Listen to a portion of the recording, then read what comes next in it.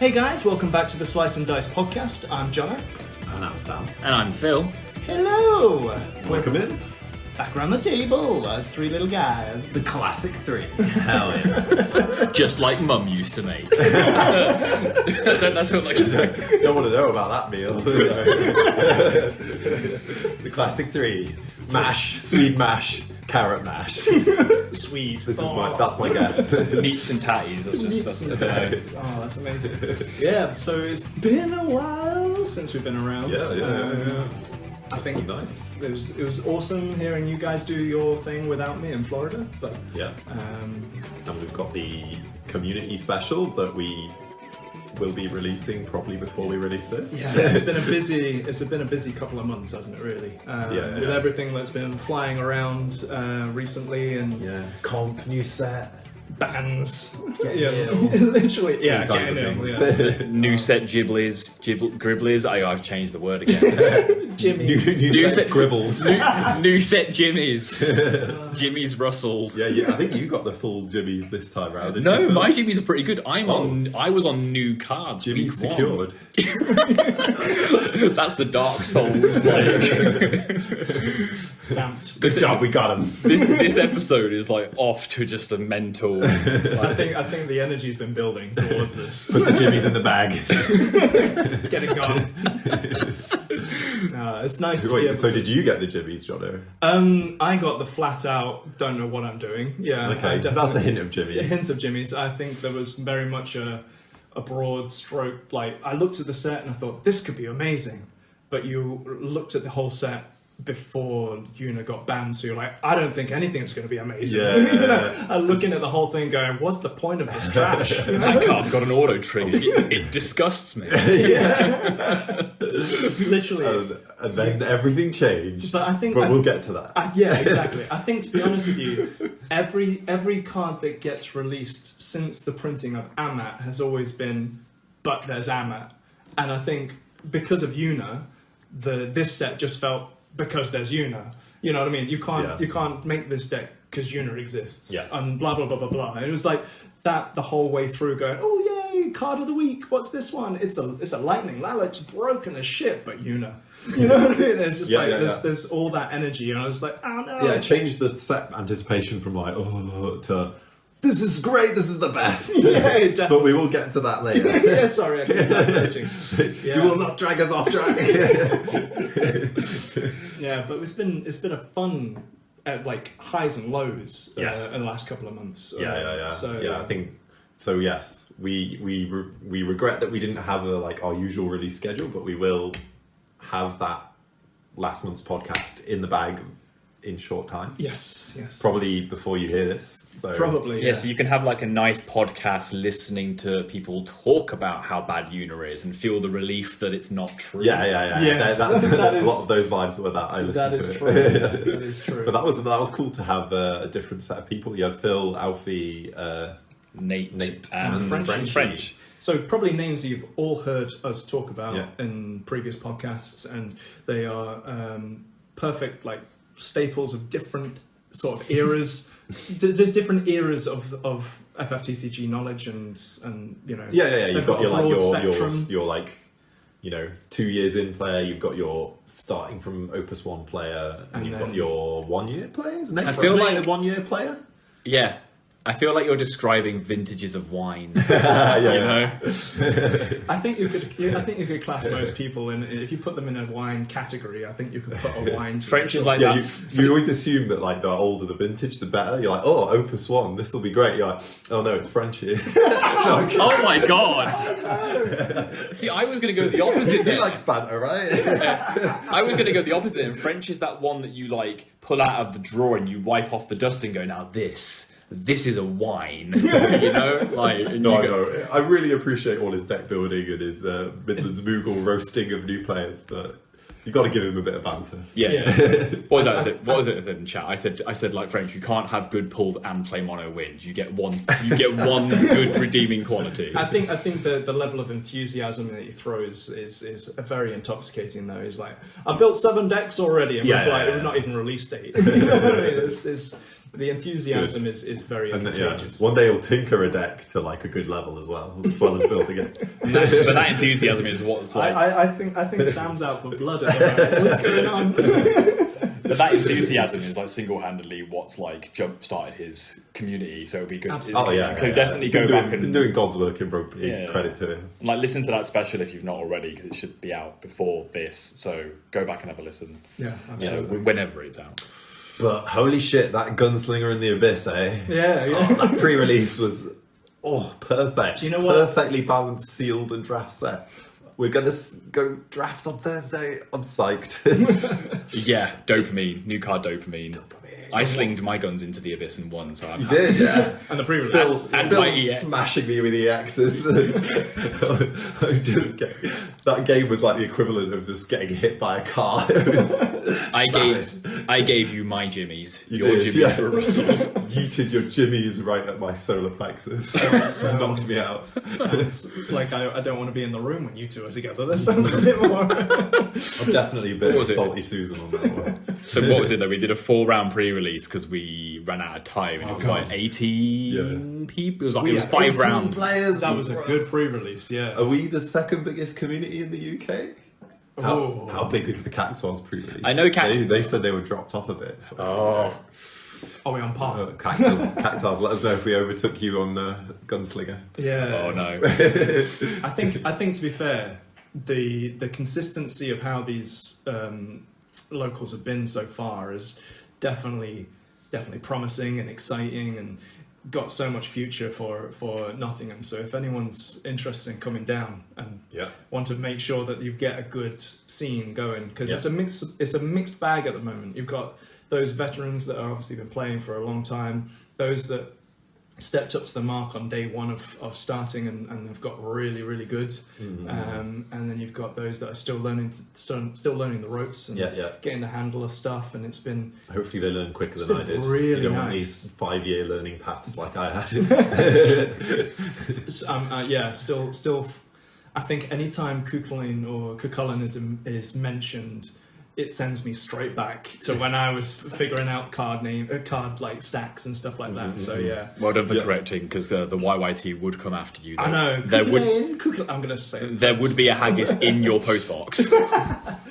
Cuchulainn? I've heard a lot of Cuchulains at times. I was on Discord the other day and it was like, you will say it again, it's Cuchulainn. I was like, okay, I'm sorry. I know. They want their history. They want their mythology rightly represented.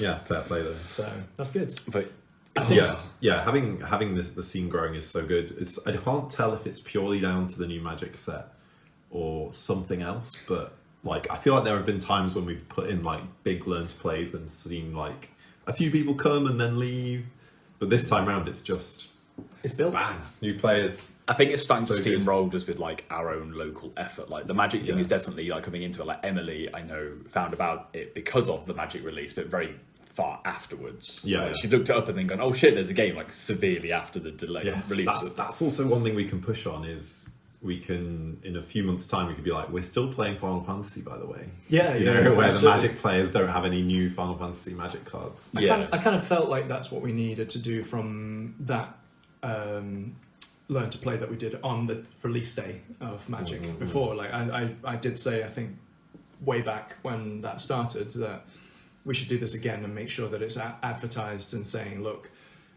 like the new set of Magic, or not new set, but like you liked Final Fantasy and it's dropped off because new cards have come in, new sets for Magic have come in. Why don't you come and get your new Final Fantasy refresher, or get your gamer out and get your Final Fantasy booster shots. Yeah. Credit some of the enthusiastic intermediates we've got as well, especially Nate. Nate always puts extra time into teaching new players, which you really appreciate. You always try hard with the new players as well, Phil, absolutely. which I appreciate. And Alfie's been putting a lot of effort into trying to get new people involved. It's been very good.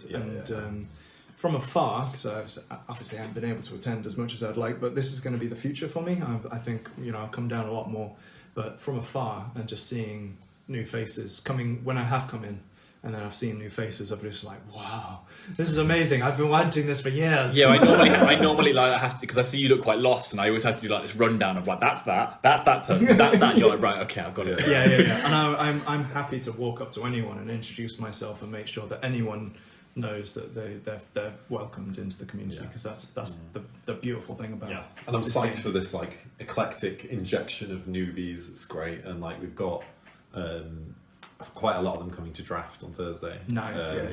So we're gonna have to try and balance getting the draft done in good time and showing new players how to draft. I'll bring out we can bring out the whip. It's fine. As who though? Myself. Oh, okay, fair enough. All right. No, I think This is how I scream at them. Get it done. we can. Well, what was it like? We can use the Duff method, TM. Yeah. You know, I'm planning to do minute. something like that. 1 minute. I think, like we were saying, we don't really need those 30 seconds on the end, so we can shave some time off. You know, when there's like 2-3 cards in the pack. Are you coming to pre-release for draft? We'll have to see. I would like to. I'll have to see. Yeah. There's things happening tomorrow that might make me free, but also it might delay me getting there for start time. I was too deadly curious. I had to ask. Yeah, go. Yeah, no, absolutely. I would. There's freedom for me to get there, but there's also stuff I need to get done. But do you know what's going to be the elephant in the room for draft? Like the absolute ominous cloud, the 12. Like if you can draft, if the 12 will be underestimate the 12, and like if you draft all of them and somehow don't get competed for them, you're just going to win. The 12 was the 12 was most of my deck. That's what won me pre-release on Topic. I was impressed that Nothika, you don't need that many of the 12 for her to be live. Yeah, ETB and Break Zone. So you were doing some bits with the 12 even in pre-release. But they'll be way stronger in draft because you get more consistency. It just depends if the people next to you.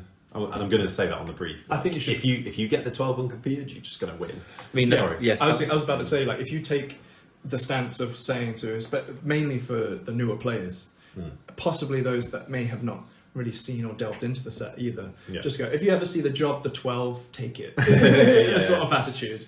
But the sweet spot seems to be about 4 the 12s on field, and you can you play 3 and then you get the abilities that resolve with like 4 or more seem to be the sweet spot. Memphina, I think there's one of them that's Halone is 5 or more, and I didn't resolve her at all and came very close. Let's say you got to stick to your 4 ofs. That's the ice one, right? With 5-cost ice one. Yeah, forward. With most of them being commons and rares, that's so easy in draft.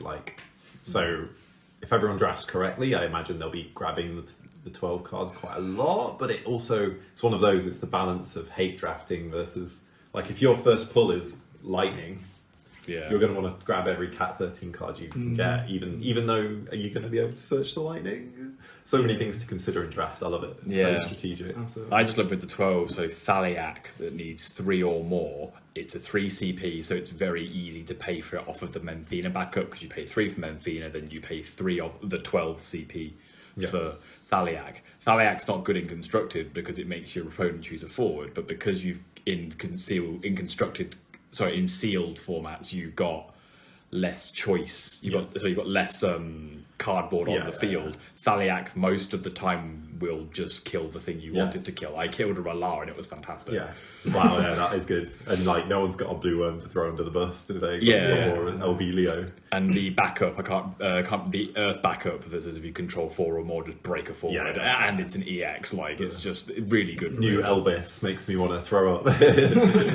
Elbis from Soirees. Oh, it's the same thing. Oh, right. Yeah. No, so the 12, because that's kind of what did me for my pre-release mostly. I can't even remember the non-12 cards that I ran apart. Oh no, now I've remembered one because it was an EX, the X Death. But other than that, I can't really remember. So the 12 was fine for me. I'm gonna be like traumatized. I still think the elements for draft, it's like lightning and earth are like probably the S tier draft elements in this set. Then you've got fire has a surprisingly less removal than you'd expect. But they do the Onion Knight standard unit backup. It's broken. These like 2 CP. These cards, these ones where you just tap it and discard to deal damage, is massive in sealed formats and draft. And then like the weak ones are like wind and water, but it's such a good set that water has a board wipe, and you consider it one of the weaker draft elements. And then draft's so interesting. What's the board wipe? Asura, what's its full name? Asura, the Manusa of War, when it enters the field. Was that a hero? That's the one. Yeah, it's only a hero too. Is it 8k power reduction to everything but itself? If you've got a certain amount of 12 on the field. No, it's not a 12. It's a primal. It's the same as it's from 14. It's the same as Ramu and Ifrit. It's a deity. So yeah, and it's now a secondary mono water target and constructed for Lena. Yeah. So you can Nice. Me and Alfie were discussing it in constructed, and discussing. Scuffed discussion. Yeah. And we were saying it's dice to Amat. So in most matchups, you just want to play the big lev, which feels invincible to Amat with Sahagin on board. But my brain's but it beats Sean decks because he doesn't play Amat, Yeah. But you also have a lot of decks like Knights that I don't feel like Knights play Amat. They do. Every good aggro deck right now that's meta plays Amat. Yeah, fair enough. Which is fair enough. Yeah, decks that don't play cancels are just buggered. Yeah, you got 13 Cat 13 to deal with as well. In the fact that they're becoming the new boys on the block for aggro. I know they were around in Opus 19, but they've seen to be. We've seen them in a couple of we've played. Obviously, we've had a while the set's out, and I've played against Cat 13 a couple of times now, and it's good, but it doesn't seem better than Knights. No. It doesn't. It still feels like the premium aggro boys. Turbo aggro Knights, tempo Warriors, and I think 13's coming under those two decks in strength, in my opinion. But it's early doors. 13 relies a little bit more on high roll. High rolls much faster, just like the Opus 19 deck did. Whereas Knights, although it has it benefits from high roll quite a lot, it can recover. It can plan its tempo quite well. Whereas Cat 13 has to burst constantly in order to keep that pressure up, and I think everyone's sussed out that we wouldn't do it long. Lightning was the enabler, but there are ways to deal with Sarah. Although the game is over at damage 6, there are ways to deal with her plenty. So, I think Laswell's even less interruptible than Lightning. Lightning's got to get to the attack phase and swing, whereas Laswell enters the field and if you've not got an Amat then and there, which is still a down trade for you on CP. Anything attack. You kukulate it on the stack, and that's your best case scenario against him. And unless you kill it on the stack. And if you get rid of the lightning on the stack and allow the Sarah to enter the field, the attack just stops immediately. So the fact that whatever forward it brings in, it forms a party, is a vulnerability of that, because there's multiple ways you can remove cards like lightning without having to Amat them. You can just RFG it, bounce it, whatever. Yeah. If I'm on water and I've got a kukulate in my hand, I feel like my percentage of winning against Cat 13's gone through the roof. So I'm I've got an extra turn. She hasn't got an on-entry effect, actually. It's just on attack traits, right? Lightning. Yeah. So she's 6k with haste as well. Yeah, so you moving into passing the phase into attack phase, it's easy. As soon as you go, I'm entering combat, done. Once you're in combat, pass priority. Once you're right into that combat, pass priority. Yeah, just kukulate it, bounce it, anything. Yeah, dull it. Yeah. Definitely a scary boogeyman, but I think you were right. Knights is premium aggro, and it's going to be. I think it'll be fine. I think Cat 13 is a good litmus test that if you're on mono water, or you're on a control deck or a tempo deck, and Cat 13 doesn't scare you, you're fine. I think if you're on mono earth, you're a bit more vulnerable because your chances of interrupting them before the attack phase is low, and then they can play in a way where they still have a full hand the whole time because they get refunds off the stuff they bring in, don't they? Yeah, and even if you board wipe, you manage to have enough CP for a board wipe of some description on Earth, you're often quite far behind on value when they can get ahead quite easily. So I will imagine 4 walls and mono water will have positive matchups into it. Cat 13. But I feel like these talks and these discussions are only possible because a certain ban list came out, which made all of this potentially possible, I think. Yeah. Because otherwise these conversations about what matchups we could get into and all that sort of stuff as I said before, it would be frightening if Yuna, Cecil, and Rosa were still in constructed meta. Yeah, absolutely. And like it's just been the best decision. And I spoke to some people who were really thinking Hobby Japan, Square, Kageyama were not gonna do anything for all of Opus 26. They thought that if anything happened, it would be at the end of Opus 26. Yeah.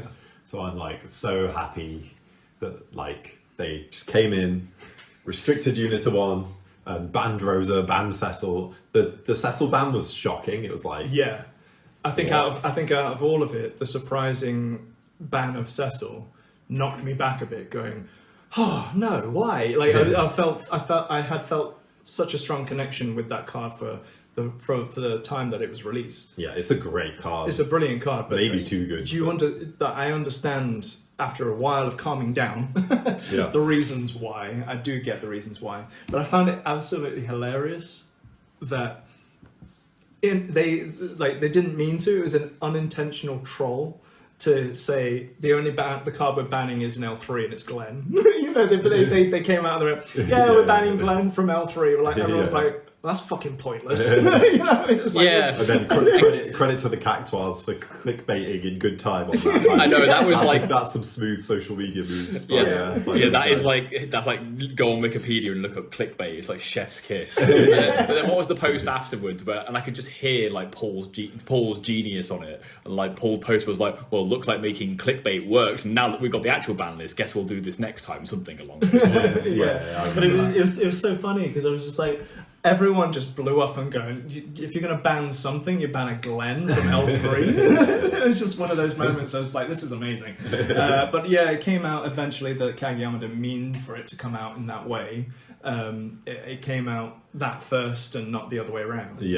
So it's just funny. It's just hilarious. But yeah, I was so happy. Like my enjoyment of FFTCG just like went through the roof. Like and now we're back in like prime great meta FFTCG. It feels like. Do you know what though? Yuna was good, and for the time that she was around, it just showed it showed the game for what it could potentially have gone towards if these cards were left in the game. You know, like it sort of painted the picture that this trajectory was going to always be on fun if we kept with these very. Do you know what I mean? Like Yu-Gi-Oh style. I didn't want to, I'm going to relate it to that. and I dread to personally, I dread to think of if she was left legal, like what cards would be designed that would create a healthy meta where she's at free. Exactly. Like that's the crazy concept I can't get around. You'd basically, unless you basically have to create action ability stuff that beat Yuna, but could still be beaten by the old good stuff, the old action abilities, and create like a new rock paper scissors. But you then the level of power creep would be then anything that can't beat Yuna, which is basically 25 opuses worth of cardboard.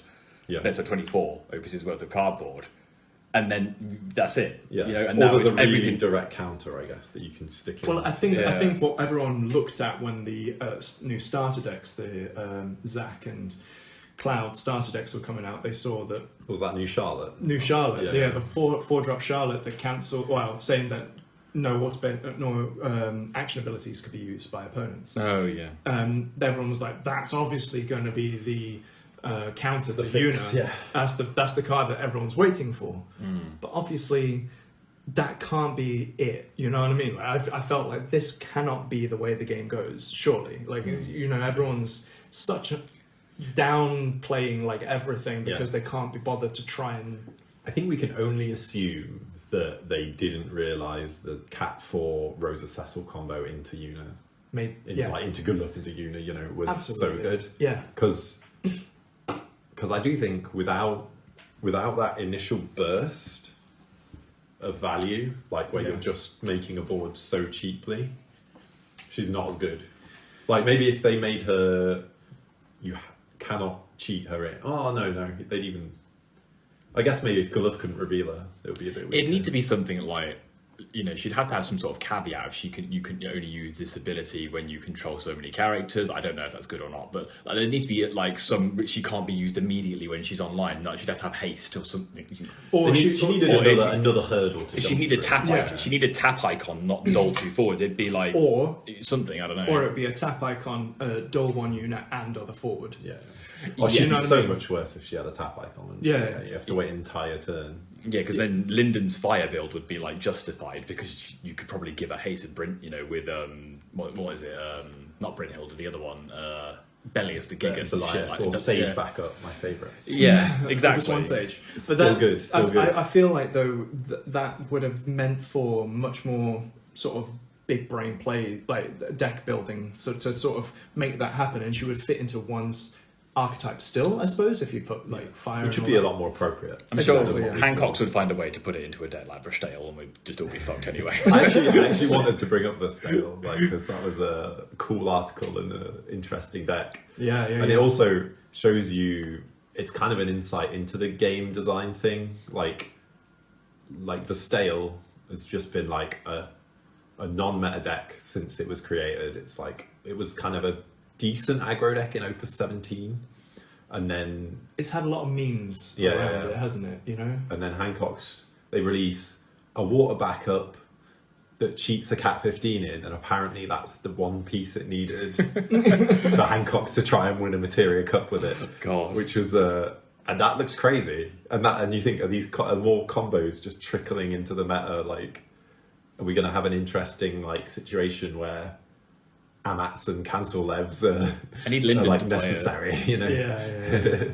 It's Lyndon coded for sure, isn't it? Yeah, because ever since I joined the game in Opus 19, like Verstale is like this voice I've heard locked in a cupboard for like literally all I can hear is like, no, don't open the cupboard, Verstale is in there. And I'm like, well, what is Verstale? Like Verstale's in there like, let me out. I'm very important. I'm just a little guy. I just deploy things to the field. It's not important that I've got crazy synergy. Don't think about me gaining CP when you play me. Don't think about that. Just thinking of like the Seymour, the meme with like Skinner and Seymour. It's like, what are you cooking in there? It's like roast hams. It's like, Verstale, what are you doing in there? Generating CP. Verstale in Opus 26 in Germany, located entirely within this crystal cup. What is das? Oh my god. No, but yeah, and Hancocks put a beautiful write-up. Best journalist of the game, 2 times world champion. So lucky to have him. Oh my god, no, I saw such a crazy comment. I've been making a better effort, and this is related, of like trying to read Discords and stuff, just to keep it with like banter and Discords and stuff. And it's public, therefore I don't feel it's bad. So someone else mentioned like the 2-time world champ thing, and Yo just came in and said, no, he's washed up. What do you mean? It's like, he's not the world champ anymore. He won twice, but he's not the world champ right now. Wash up. And everyone's like, oh yeah, true. True. Was 2-time world champ, not at the moment, therefore washed up. I was like, oh, mental. You're like, okay, man. Sure. Mentally wild statements, but I just found it funny how arbitrary it was. The thing with Alex is, that if he decides to try, he's the best player in the world still. Yeah, that's my take anyway. That's what I believe. And he has just so effortless with that guy. Best personality as well. Like, it was, someone said this to me recently, that they saw him at an event, and when they described it, I was like, yeah, that's exactly what I saw when I saw him at Winter Cup last, of just like sitting at the table chilling with his hat on and like was Alfie saying like was it Alfie? No, or was it Ant? I can't remember. But apparently Alex was just sat there like, can I go home now? This is before he won London Materia Cup. He's just there like, can we go home? That's yeah. Bless him. He's got so much like personality. Yeah. If he hears this, if he hears me blowing smoke up his arse, he probably hates it because he's so understated and dry, isn't he? Yeah, I think you've both said this to me. Like the phrase like it's nice that our world champ is like a man of the people, not in the sense that he is for us and he works for us, but just that he's just a dude. Yeah. You just go to an event and you wouldn't be able to tell him apart. He has time for anyone. He has time for anyone. That's it. That's it. That's what I think honestly with. If you ever had any, not saying that you go bombard him with all your DMs about deck buildings and all that sort of stuff, but he has been very generous with his, massive knowledge. I was about my brain. The pause after massive was not appropriate. Sorry, my brain just went, don't say it, don't say it. Tourette's moment. Alex, could I have deck building tips, please? 2 minutes into the conversation, some massive deck building tips in chat. Sorry, but he's got time for people. It was what I was meant to say. But yeah, it's nice to be able to be, if you're struggling or you're trying to find your feet with a deck, or you're not sure where to go. Even just referring back to the write-ups that he does for set reviews, you go, he's written this about a card. Not saying that his words are gospel, but like you know that if a man's doing pretty high quality, doing the work, you want to look in and go, okay, what's he saying? All right, I want to see if that's appropriate for my deck right now or not. Yeah, it's gospel to me. I always, whenever he writes anything, I'm just like, download it in my brain instantly. I think people know my favourite phrase from his Gunslinger in Nimbus card breakdown that was to do with mid-previa, where it was like, what do you mean, Hobby Japan, if enters by your cast? Shit card, why can't I play her off of Lena, you cowards? And I haven't been able to decode that from my brain. So every time I see mid-previa, I've got Alex in my mind going, shit card, says cast. Did he mean off Leo? No, Lena. So which Lena? Water because she's a 2 CP water yeah. card that just says stocks. Yeah, that would be crazy. Yeah. Sorry, my brain couldn't get off backup Lena there. Oh, yeah. Right, you are, but yeah, that would make water just even more disgustingly consistent, wouldn't it? Egregious. No, that's my word. Egregious, not consistent. Yeah, you can fuck the consistency. Fuck your chicken strips. I mean, I like the consistency, but I wouldn't go that far. Those who play it, yeah, sure. Those who play against it are like, no, stop building your board. I don't want to see any more monsters come out on this field. These are some watery jokes. It's tepid flavoured. So anyway, so what were we originally saying? We're talking about. I think we moved on to bands. Verstale. Yeah, bands Verstale. Yeah. Yeah. So YUNA cannot be brought out by Verstale. But yeah, no, it was definitely. Sorry, I'm adding on the st, and I don't know why. I need to replay Final Fantasy 15 now to find out what I'm saying. You've made it FF14. You are good on your FF name pronunciation. Probably because you play 14 and they've got the most fucking awkward pronunciation. I have to correct everyone. Like Alpha Nod. Grahatia got called Graham the other day, and I was very upset. Oh, and Alphino got called after the Pokemon YouTuber Alpharad, who looks basically identical. He's a nice chap with the same complexion as Alphino with white sweeping hair. Do you know what my favourite is though? Okay. It's when someone sits there and goes, Oranga. Good old orangutan. Oh, and no, Einstein, which I find... Someone said Einstein. Einstein for Estinian, which is the most, if you know the character, is the most ironic bullshit ever, because he's a fucking dickhead. Yeah, anyway, so Verstale.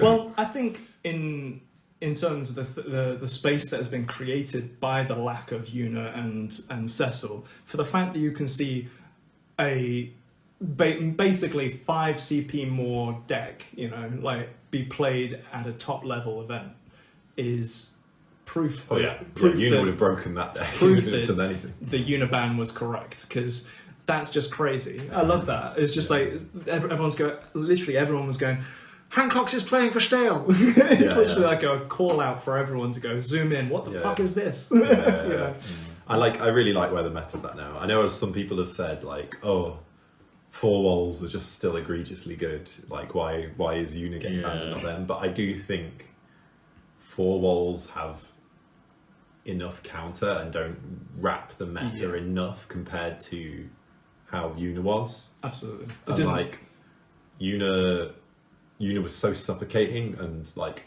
one of the good counters to 4 wall is like ice decks, and we've just had a slew of decent ice cards printed in Opus 26. And I feel really good about the meta, and I think 4 wall and walls is a deck we can push the rest of the meta up around. Yeah, I do say that having them released a new Faris and Lena. I don't think those improve the deck that much, because the other Faris and Lena are so good. I think they create a new space. I think they create you've got, like you said, old Lena and old Faris, and they just made Refia decks, 4 wall color decks so much more impressive, I suppose. But like I think the new Faris and the new Lena, despite the fact that they work so well as a package,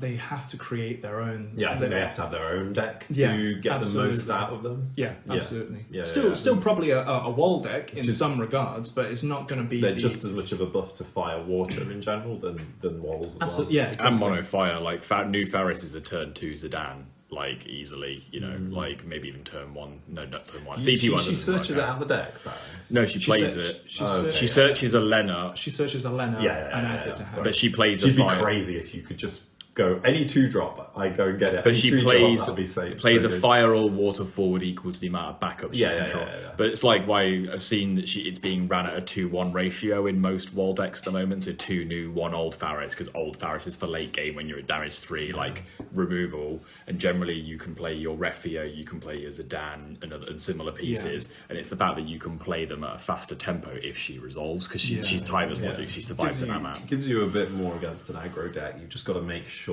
they can't like capitalize on that investment you've made in her. My instincts on that would be 2 of the old one and 1 of the new one, but I'm not a wall player, so it's not really a very relevant opinion. I did see though, like after the ban, and this was after the ban, and this was in Opus 26, I believe. Not that it matters either way. That there was an LQ that happened somewhere in America. It's about like 16 people or something. It wasn't tiny, top 4 was almost identical Refia lists. 5th, Dadaluma.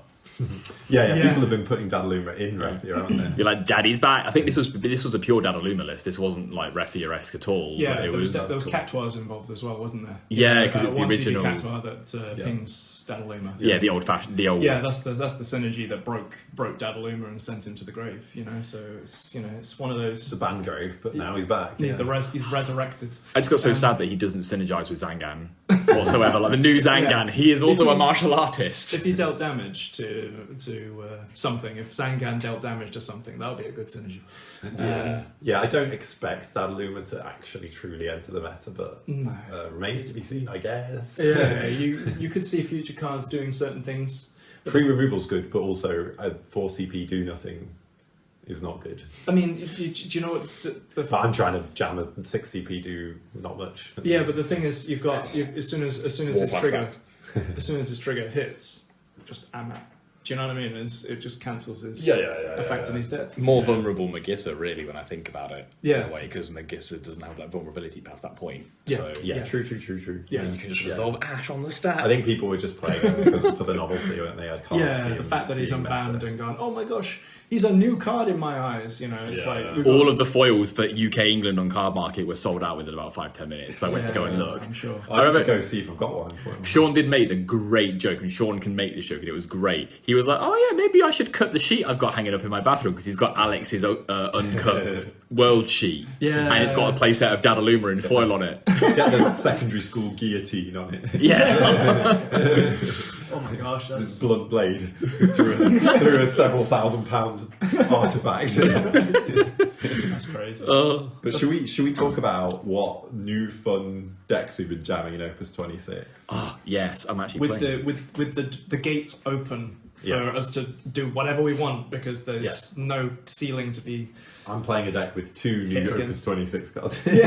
Just 2. Yeah. But mine's got 2 new cards in. That's enough, right? Yeah. Mine. It changes all the cards around it. I mean, I'm playing a whole new deck I've never played before, so I'm fine with that. Who's going first? Oh, I'm probably the least needing to speak about it because I have not had the games to practice, I suppose. But you guys you've jammed enough games to maybe get a good feel for it. Well, I don't mind going first because I'm happy to say that I still am running YUNA. Yeah. You've got one of YUNA now. One of YUNA, which I think my running deck, her in the fairway. It was always the fairway, to be fair, because it's an ice lightning build. And I was like, I can't have 3 of YUNA because that's just like too good. Also, you don't want to hand clog, do you? Yeah, hand clog. I mean, the fact that that YUNA was brought down to 1 didn't change how I built my deck from Opus 25 because I built it around Reno and trying to get Promo Zac in there for like 9K'ing everything every time you dull a YUNA or dull with YUNA. Yeah. So the classic. dull 2 things, 9K 2 things was just the fun sort of idea that I had. Yeah. That kind of morphed when I saw Jill come into it. Yeah, new Jill was pretty good. The fact that like the Jill worked with as many as icons you had in the bin. So most likely, if you ever had an icon come to your hand, it was in the bin. Do you know what I mean? Because you knew that Jill was coming previous. So she gets however many icons you have in Break Zone or removed from game. Yeah. Choose up to the same amount of forwards, characters actually. You can dull your opponent's backups. Yeah. Dull them, and then so you could be running Ramu Sidolphus if you wanted to.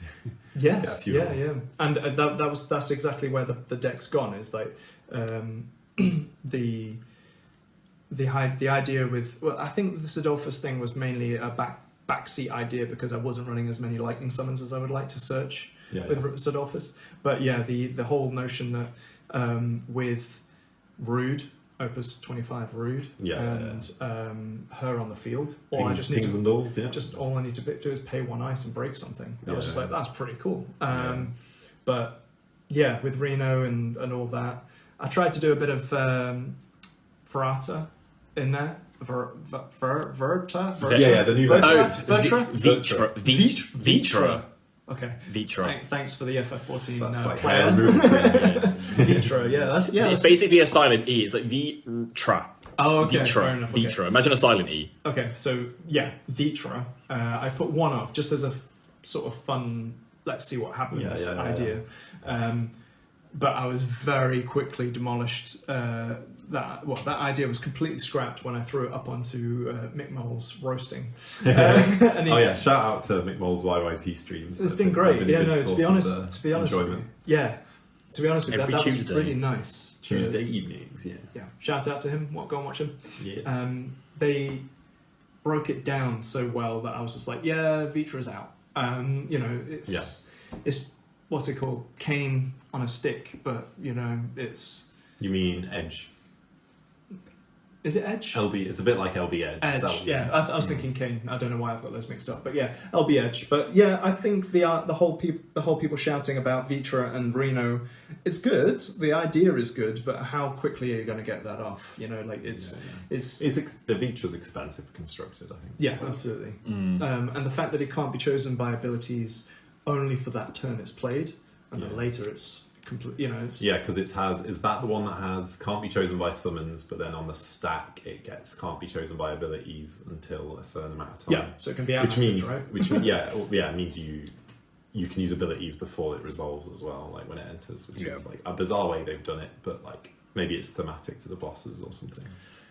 A timing related skill test. I couldn't comment too deeply. I don't think it's too deep on that one. Yeah. But in terms of that, I took that straight out, and I don't see Ice Lightning with YUNA being meta defining. I never saw it as that. It's more or less just a fun deck. I think a few sets ago it was a pretty good. It can grind you down, slap 2 backups down, and just put pressure on you. And see if you collapse. It's always Ice Lightning's always been a bit weak to Amat, I found. That's definitely. I spent a lot of time on Water Fire a few sets ago, and I was usually beating Ice Lightning decks. Yeah, absolutely. But yeah, no, I had fun just messing around, tweaking things there. And then the other deck that I was sort of hungry for was a good tempo deck. And I think, not that I have had my time with Warriors, but I thought 7-1 would be a nice sort of get back into... This tempo deck is giving me a hankering for a tempo deck. It was the 7-wall. The idea was definitely this fills me with that same. 7 walls come back in force this set. I wish this Tybus cost 2 more CP. But the card that made me want to do that is Sylvester, and the games that I played with Sylvester, the new water backup, 6 CP water backup, search and light forward, and then play a 3 cost from hand. Broken. I was just like. if you've got Mob Is that 6, 2 autos or what? it's one auto, so you could cancel it. Yeah, Yeah, unlighted on that one. That's gross. I want to read that now. 6 Yes. CP. Oh, it says then. It says then. There, it's just then, yeah, it's Yeah. one auto, yeah. Mental. So no, I thought that would be a fun thing because turn 1, so Yeah. if you've already got like a 4 CP wall in hand, Yeah. 4 color wall in hand, then you play that, get your light wall, and play maybe a Mog 6. Yeah, yeah. I thought that'd be pretty fun. Yeah. Or even you can play Alpha No and off of it and get another search. So 2 searches, 2 cards to hand. Yeah, I like that Alpha No off it. Yeah. So there's some pretty cool plays that you can have with that. Yeah. And I think Mick Moll was also playing around with the whole Gigawall idea as well, and went from 2 Sarah FFL to 2 Sylvester and then 1 Sarah FFL. I thought, you know what, I'll just scrap that. I'm going to just run 2 of both because you've got the 2 searches that do the 2 good things. Yeah. And then 1 Larsa, and then just the rest. Yeah. The other thing that went into that was new Barts for crystals. Yeah, so yeah, that's yeah. another fun thing that I'm playing with. Yeah. New Barts looks good. Yeah. I've still got my crystal cards in a deck box, not put into a deck yet. Was that the Stupid one? competitive events getting in the way of my memeing. Is that the one that you played with Lucio? The one. No, I did. That's in there somewhere as well. The old build, but no, I'm going no Warriors of the Darkness. Okay, Warriors of the Crystal. Yeah. What was this? It was your Lilith one, wasn't it? Your Lightning Lilith? No, it's a Firewater. Oh, I'm just Firewater, going- okay. Main focus being Young Examil, but like Oh, Sarah I rate that a lot. But yeah, Sarah Mobius, Young Mobius. Examil, and Bart's in there as a win card just because I'm going to get crystals. Yeah, absolutely. So that's the Water Lena forward that's essentially like, cool, you can AMAT the first order, I'll just do the second one. Yeah. Like, I get the ability regardless, I can't correct. Yeah, I think- I'm doing that recently with my water decks. The 3 CP Lena? It's a theatre rhythm Lena. Oh, that one, Crystal, yeah. I'm giving up on backup Lena to like be a bit more ballsy. To Yeah. You get punished by 4 wall decks so many times for EXs. It makes you really over reliant. But yeah, new Sid Waff. That's what you're going to say. Yeah. New Sid Waff, yeah. Do you know what? Ice coming through this set. What was the phrase I use? I need that mechanical mustache in my life. I now have it. It's fine. Hell yeah. Yeah. It's common as well. Yeah. Yeah. Sid Waff. Yeah. And it So was, another reason to draft into Ice. Nick at Card Cabin said it was one of the ones that just sold out immediately, and Madgers when his shop was still But alive. because you're looking at a card that Broken is card. like Lena, but and does those auto triggers like Lena, mandatory auto triggers. So the way that Lena has acted in the past, if a card starts when your opponent triggers an EX, you're just like, or uses an EX, you're just like, that's going in my deck. You know what I mean? It's like And Knights, it's a no-brainer. and Knights right? can run both of them now. That's choice, great. That's choice. nice. Yeah. Shall I go into my decks then? Go for it. Go on then. Yeah, go for it. So I've just been jamming Zodiac since the start of the set. Yeah. As soon as I saw that card, I was like, okay, this looks really good. This looks like a protect this forward. Weirdly, it's the evil version of 5 CP YUNA from the past, in my opinion. Oh, the one that 'Cause removes. it's like, if this card lives long enough, I win the game kind of energy to it. So I was like, Siren's coming back out of the folder. You're talking about 5 CP one that you've used in the past, the forward one. Yeah. Okay. Yeah. So I've forgotten what set that's from. God, Mine's gone blank on that. But yeah, sorry. yeah, so I was like, okay, how to use this? At first you're like, oh, a lot of people have been like, Vikings, kill a Viking, draw a card. But I like Siren, so, Moth Slasher obviously works really well. And I was going in that direction. Trained it, had a handful of summons, tested it a bit. It was playing a 6-drop and having people, like, trying to survive and playing a 6-drop. I think everyone I played was on tempo decks as well. So I need to run it into some control decks. But it was tough. But I've put in one of my other favourite cards, Lulu. I was originally doing Old Mirror Yeah. from Opus 4, what was it? 5? Yeah, 4? Opus 4. And that's, that would be crazy. But again, that's like even more like setup. Yeah, So because the deck just needed more. just for those who don't know the mirror, it was basically whenever a monster went from field to break zone, you could tap the mirror, active mirror, and it brings search one from the deck and play it back onto the That's field. the monkey, yeah. Yeah. And so I needed to survive aggro really. So we've got Hero Lena from, is that Opus 24? I want to say. Which one? Lulu, Hero Lulu. Oh, Lulu, that's 22. Yeah, the 22, the lightning Lulu. Yeah. That's a great card. So now my early game, I've got maybe 11 summons now, and I've used this in other decks, so I know it works kind of well. God damn it, Bismarck. Yeah, I'm running old Bismarck to if they actually make a forward flip on a Siren trigger, I'm going to just bounce it back to my hand and carry on the game. Yeah, have you put that new backup in yet? The one Geomancer. I was on 3, but I cut it back down to 2 so I could have 1. I want to watch that resolve to your benefit. Like, that is going to be pure. Opus 1 Geomancer. Check your top card. You may put it on the bottom of your deck. Like, oh no, oh no, Siren's about to not cancel. Just put that to the bottom. Oh look, a cancel. Yeah. And keep in mind now it's an 8 forward deck with 2 Thordan, 2 Merweb, 1 Larsa, 2 of the lightning backup that searches 2 drops. So she's always going to be on field. Drace. So I'm going to pull like at least 4 forwards out of my game. You know what I mean? Early game. Yeah. It's a very low probability of actually hitting. So we're tweaking it. We're refining this idea. God. And like I don't need to play my Zodiac till later in the game. You know. Yeah. Because I'll survive off Lulu and LB Cloud and Siren. Siren protecting Lulu sounds pretty bonkers, doesn't it? Yeah. Like every time I get 2 summons in the break, I get another free 7k. Yeah. Which is like in testing has been like nearly every turn, you know. It's good. So honing this idea, need to run it into some control decks. Need to run it into 4 wall. I've got 1 Lena back up in there now Raffia. instead of run into Raffia because that's the most consistent control deck at the moment. Yeah. But yeah, having a lot of fun. That's my kind of deck. This like protect the big.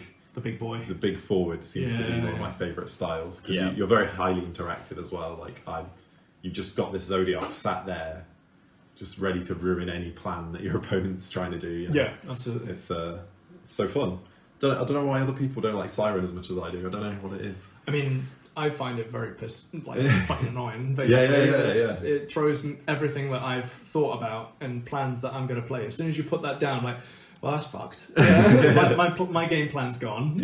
So Mono Earth will be hard to beat as well with the amount of board wipes they include. I've took Kraken out, but that would be something to consider for control decks. Siren just turns me into an irrational human that thinks stupid things are a good idea. I look at cards and go, "This is a Siren mill. I'm going to mill you," and then I realise I've got no cards in hand. Yeah. You're like, "I'll just mill you," and I'm like, "You've used all your CP."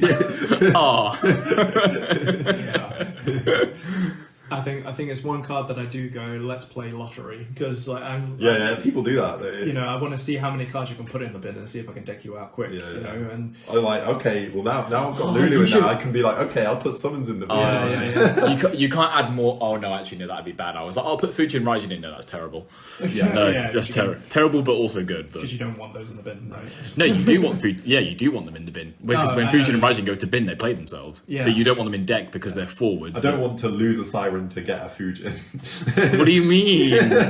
Then you can sack it to Zodiac. It's fine. Zodiac will have to sack himself at that point. That just sounds like profit to me. For the opponent, It's alright, Phil. I'll keep working on it. Thank you. I wish to win more against your deck. To be fair, throwing... Absolutely loving that. I love these kind of big cards that I've just been having a ball with it. Absolutely. I love just finding an idea and like there's something good in there, just refining it. It's very satisfying to resolve like that card when I watched you have it live, and I'm like, wait, I'm about to lose that, and that in one tap. Great. Yeah. And if they've been aggroing you and you sort of stabilised a bit, and then you go Zodiac Melusine, you're like, I think I just won. That's mine, and I'm removing that, and you remove a card from your hand. It's just such a value swing. The fact that when I played against you and I had the 1 Tyvus in my deck and you stole it with the Melusine, I was like, well, that was fun while it lasted. my Tyvus is not doing the thing next turn. Usually I steal the thing that's least valuable and then remove the most valuable thing. Because that's like the best way. But at the time I had 7 wall on field and another 3 drops which you could potentially protect. But so that was the only potential pick effectively for the Melusine. But it was the interactions that the Zodiac present are so fun, and how you get your head around timings. Because it's so interactive. I love it. Absolutely. You can always your opponent has to jump through absolute hoops to do anything to you. Has that been the main thing, sort of the main focus you've had? Like, or have you had any other ideas into other? Well, I want to build, like I said earlier, Waterfire Crystals. Yeah. I like Young Examil. I think that's a really good card that needs to find a home. And obviously the new Barts is obviously good. I also think Spiritus backup is underrated, so I'm putting that in there. Yeah. Because like to me that's perfect pairing for Barts because you're going to spend 3 crystals, so why not get a refund on one of them? Exactly. Yeah. And also everyone rates the Cosmos over the Spiritus. But it doesn't refund, does it? No, Cosmos. It's 1 drop, and it gets you a crystal on entry like the Spiritus. Those bits read the same. Then they're different in their Spiritus action ability is spend 2 crystals and buff something for 5k, or is it? I think it's spend 1 crystal and buff something for 5k. Yeah, which is fine. It's not that good. Yeah. And then the Cosmos one is like draw a card. Something? You can spend a crystal to like reveal cards and take a card. Right. So it is turning a crystal into cards. Yeah. Which is good in theory in a slow game. But I think getting a refund of a crystal when you spend 2 in a turn. Whenever that just seems better to me. Because crystals are a harder resource to generate, and when your deck relies on crystals, you need a reliable source of them. But most good players I've seen say that the Cosmos is better. Like I think I've seen Mick Moll say that. I'm not sure who else.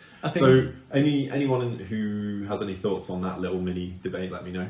Sound off in chat and all that. Yeah, I think the broken thing about some of the cards in the past, like for example, which when you used a special, it gave you the crystal that you just used. Say if you had Glaciella next to it, when you use a crystal to use the special of O, you gain the crystal back. You have to spend 2, but you have to spend 2 in the same turn. But the thing I've found within those sorts of decks in the early testings of when crystals were actually doing something good, anything that refunded kind of kept the game moving in the direction you wanted. I would be interested to see why people choose Cosmos over the Spiritus. Yeah, it's Materia. Sorry, not Materia. Is it Materia? Materia, not Cosmos. Yeah. So 1 CP Materia. That light lady. Vanar. Oh yeah, don't say light lady to Phil. You'll have nightmares. It's not appropriate to be indistinguishing of light ladies. Yeah. Jono, how could you? Sorry. You're the one who said light lady. I kind of. Oh my god. No. So I think. So those are the main ideas, but I have probably built about 6 decks on FFX. Nice. I could go and bring it up now if you want me to. You're fine. Tell you where my brain's been. Yeah. Well, I think everyone had a crack at the 12, didn't they? I've not Linden cleaned up locals with the 12. Linden was bodying people at locals, but I didn't. Every time Linden does well on a deck, I'm like, but Linden's piloting it. He's one of the best players in the country. Yeah. Phil, what have you been playing? Yeah, I updated Warriors because why wouldn't I want Thornton but has Job Warrior printed on it? Naji. So Naji's in there. Trying Leod as well at 1 because Leod is a nice damage 3 search haste, go for swing, but also enables LB Cloud. That guy's cracked and sealed and as well. So going for that Warriors is otherwise unchanged. I'm still experiencing with ratios because putting in more fire cards is good, but I need to make sure my water consistency is good. I'm trying to play with my summons because I run slightly heavier summons, but I like having a lot of summons in Warriors. But you know me, I'm addicted to interaction. But I want to try this whole have more copies of Amat. So I want to try putting Cancel 11 even just at 1, to see how it impacts. But I don't know. But Warriors is pretty unchanged. But I'm playing. I'd eyed up ever since I saw it at the Japan it wasn't Nationals. It was like a Japan Cup. I can't remember the full name of it. Turbo Bash. And Bash Ash. Yes, and now with the new Ash and the new Larsa, I'm playing Turbo Bash with Hashmal. Wait, you could call that Turbo Bash Ash. Oh god. Habash. Habashmal. So what's your deck name, sir? Hababada Hashmal. Dog in aeroplane. Yes, the best video ever created by man. But Your deck name is Dog in aeroplane. Dog in aeroplane. Actually, has to be. Deep cut. People are like, why is it called that? It needs to be. But yeah, just it's more like playing it because I wanted to play something that wasn't tempo. because I was like, I'm getting to a good ceiling with warriors, like a good skill ceiling where I'm doing plays that just catch people off guard, and it's like, but I need to play something else alongside it, and that was this. And I thought from the name it was like an aggro deck, but it's mid-range, as I've been told. This is like a mid-range build, especially because it uses Leo 4-wall. Yeah. And I'm like, I swear, when it comes to the like archetype styles, everyone has a different mental image in their head of what like each kind of thing should be. Yeah, like, I don't even know what mid-range is, to be honest. To be honest, my interpretation of mid-range might be incorrect, because the only real mid-range deck I can think of in FF is like Mono Fire. But I think which can be played tempo. I think the thing that I find interesting is whenever someone says tempo, you go, yeah, that's just aggro. Like it's a kind of aggro. I know that you know the distinction, but it's funny because I was like, those words in my head are just so locked into what that actually is and what that actually is that it's like melding them feels a bit weird. Do you know what I mean? Like tempo's a version of aggro in my head, because you're the aggressor, so you're aggro. I always feel like I think I'm with you, Phil, that mid range has felt like sort of a non-treaded. Like no one goes there sort of area.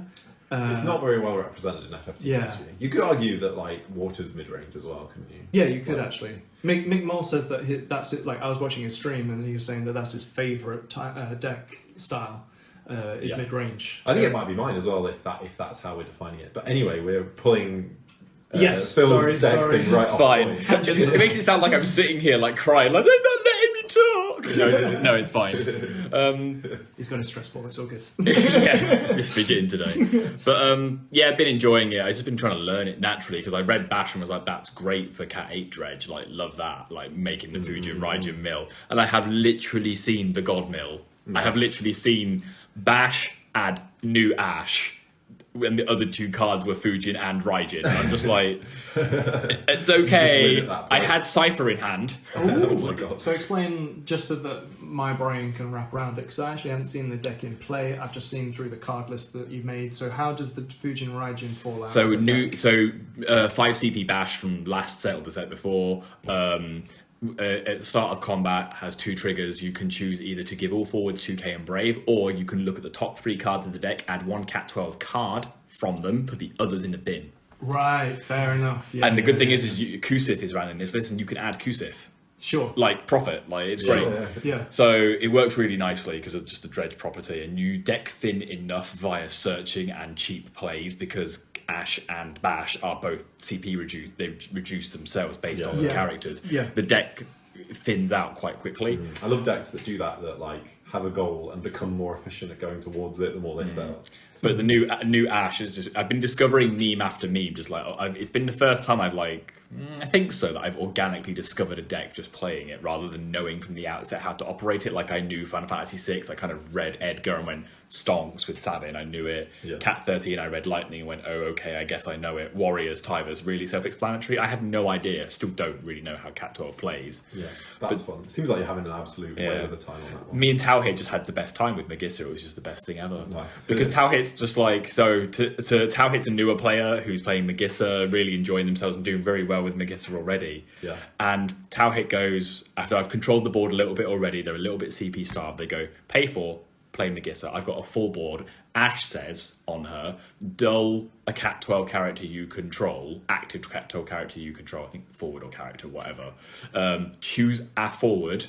The next damage it takes this turn is reduced by 2,000 instead. Yeah, so Magissa. So Tauhid goes, play Magissa. Play Mont Blanc target Magissa. And I looked at Ash and went, no. And I went, Ash, Dull, Bash, target Magissa. And he went, why? And I just gave him Ash, and he went, that's not fair. That's not allowed. I genuinely had to get the person next to me to read it and be like, is that... He just looked at me She's and only went, taken 3k. Yeah, so he ended up just like... his options were, he could have ifrited his own Magissa on the stack with the one that makes itself free when you play a fire forward. So he gets the trigger, but like... He'll lose the Magissa. Magissa when the stack resolves. Or he could play a Zac. But still, he'll lose Magissa though, right? No, because with Zac it's 3k. So taken 3k from one rock. But Yeah. either way, he didn't do either because he didn't think he had access. He had access to the Ifrit, but didn't understand the complexity of the play and didn't want to lose a card from hand just to get a Magissa play. Sure. But it was just one of those things of like, holy shit. That's nice. Yeah, that's a funny interaction. That is probably. He could have like axed out from deck though and turned off my entire board. Yeah, But it was funny. But that is the one thing that I think you like when we play these games and play the decks that we enjoy. The design space, as I say, like had they ever thought of that? Probably not. So it's nice these little discoveries are coming out. Well, it's like Hashmal, right? So Hashmal, actually getting to resolve Hashmal is great, and I need to test Shemahazi as well from the same opus, but from like the opus 2 or 3. But being able to basically go Hashmal, Titan is now a Sky Pirate, so I'm now going to board wipe you again at the end of turn. Using kites. Love it. Yeah. Although the actual thing I resolved was making Bash a disciplinary committee member so that he gained 5k haste first strike, which was just stupid. That's some good memes. That's something. That's good eats. So yeah, been having fun on those, and that's where I'm gonna continue to go. Opus 26 delivering. Yeah, absolutely delivering. How would like the new gen say it? Like Opus 26, like she's eating. She's 8. She's 8. We're eating. Don't bring that to the table. And eating. Oh my god. Opus 26 is slaying. But you serve on a table. What are you talking about, Johnny? Serving Opus eating. Just sound like old people right now. Yeah. What are we eating? Tables are for serving. What's next? Help. Yeah, move on quick. No, I think. All right. Well, we could loop back round to our like new players coming in. We've always tried hard to like make it a welcoming locals, or at least I've been mindful of that. Absolutely. Because I've seen other TCG communities where you've just got a bunch of veterans. Someone joins in, they have to invest 100 or 200 quid in a deck to be able to get to the level, and then they're like, okay, if I learn for a couple of years, I might be able to beat one of these people. And you just don't want that experience for new players. It's just so much legwork for a new player, you know what I mean? It's brutal. You don't want to create that environment. So I'm really grateful that we've had enough intermediates and new players that they can play each other, and we can foster their development. There's a new player that I fairly new player that I've only just kind of got to know really in Daniel, who he's been doing great. Yeah, he came in and focused solely on Dragoons. I never saw their entry into the game. I never saw them who taught them and how they got into the game. Was it you, Phil? They're completely self-taught. They came in self-taught. Nice. But I demoed with them, but they were already on the path. They came in like, I already know what I'm playing. Gotcha. Fair enough. Very diligent. But yeah, he's been consistent on his Dragoons, and I've played him a couple of times on his Dragoons, and he's like, this is such a good deck because it does this and this and this. It does everything that I know a card game should. But then he's gone, okay, this few times it's not done me so well, so maybe I need to branch out and move into other things. And I love that environment where we can say, you can play the deck you want, you can play the deck you choose, because we are here to support whatever direction you want to take this game. Yeah, absolutely, yeah. Because there's none of this like shaming anyone for their deck choices. No, absolutely. I think the whole environment that I think me and you, Sam, have had from the get-go has been, we started a TCG journey through this game, effectively. We've dabbled in other things, but started our TCG journey in here, so we know what it's like to sort of like be on the fence of joining a TCG or wanting to be involved. I know I was anyway. Like I looked at Magic and thought that's intimidating.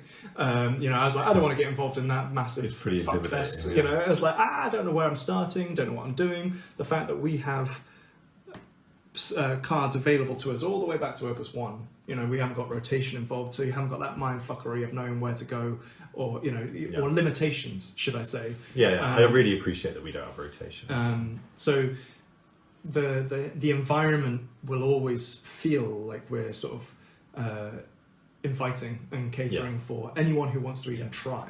And like half the fun I had in this game was just being a newbie and messing about on decks. Absolutely. And I want that to continue for the community. Absolutely. I don't want this to be a comp only locals, We can and have not that. not to like, yeah, I love being competitive at the moment, you know, but like, I think having the best of both worlds is great.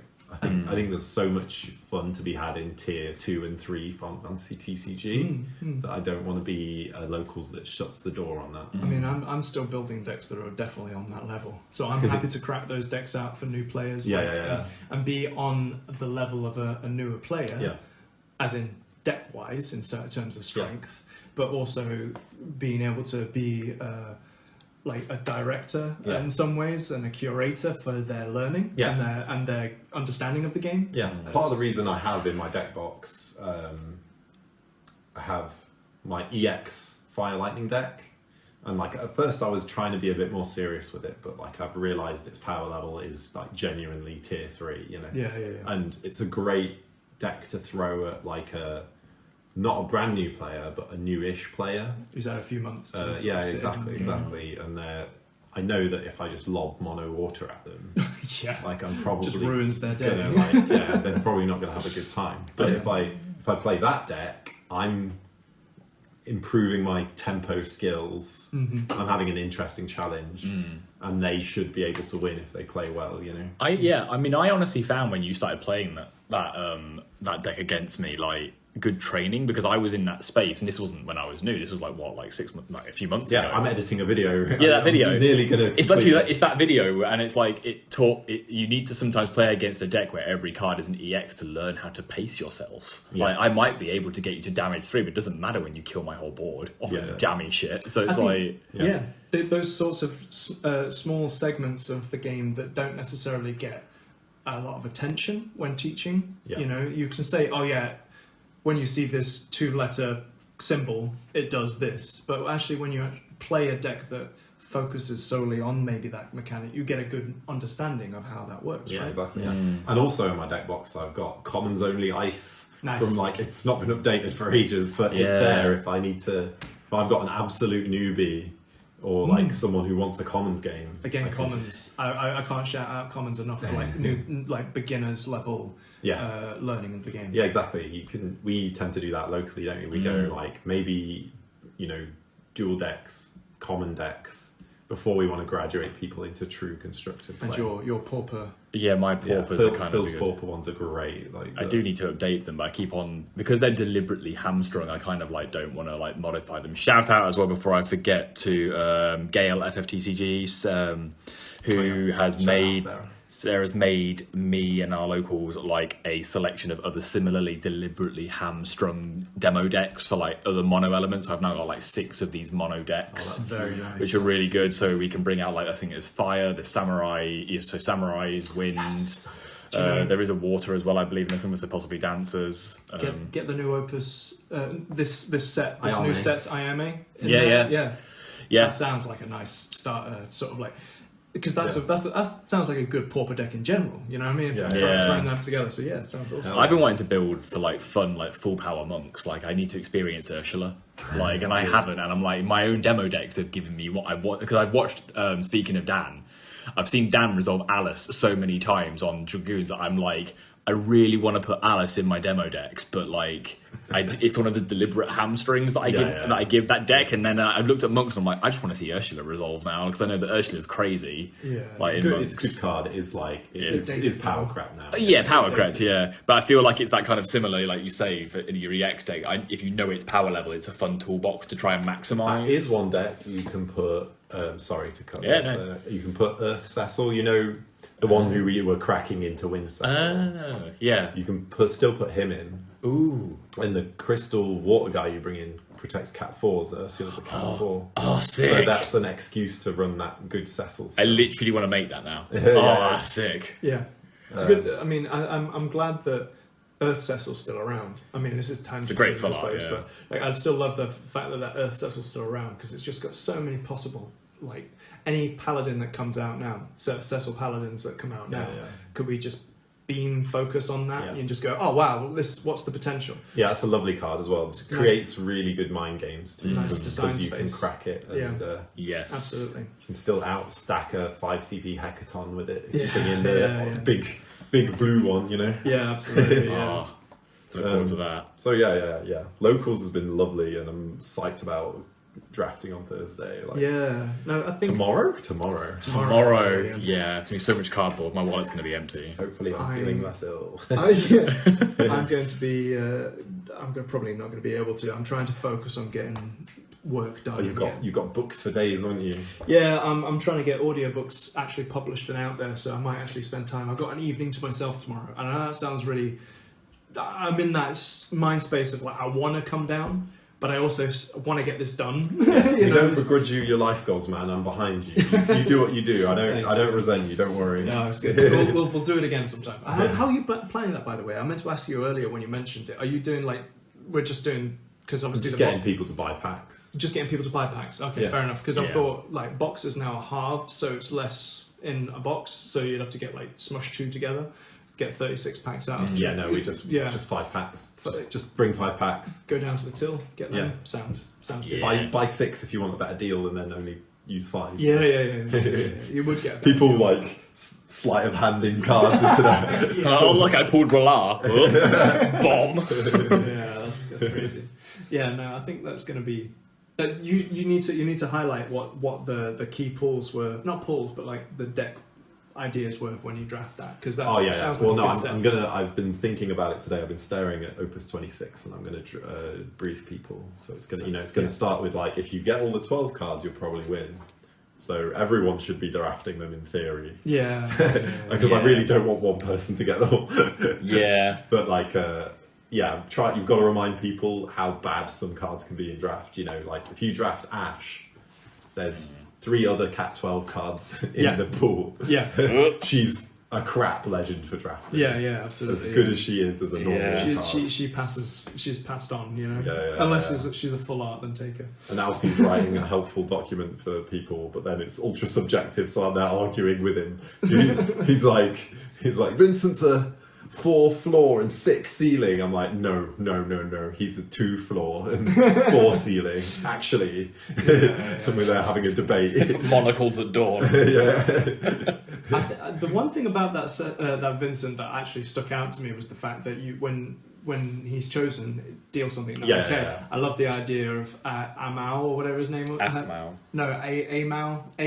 AEMO backup. Aemo. Redirect the target. Yeah, I just thought that was a cool idea. I know it's really wild, but like No, I used to think about that card a lot. I never managed to like cook it into a deck. But like, because you direct the target to him, just ping 9k. But that's at the cost of 2. I think it's 2 water CP.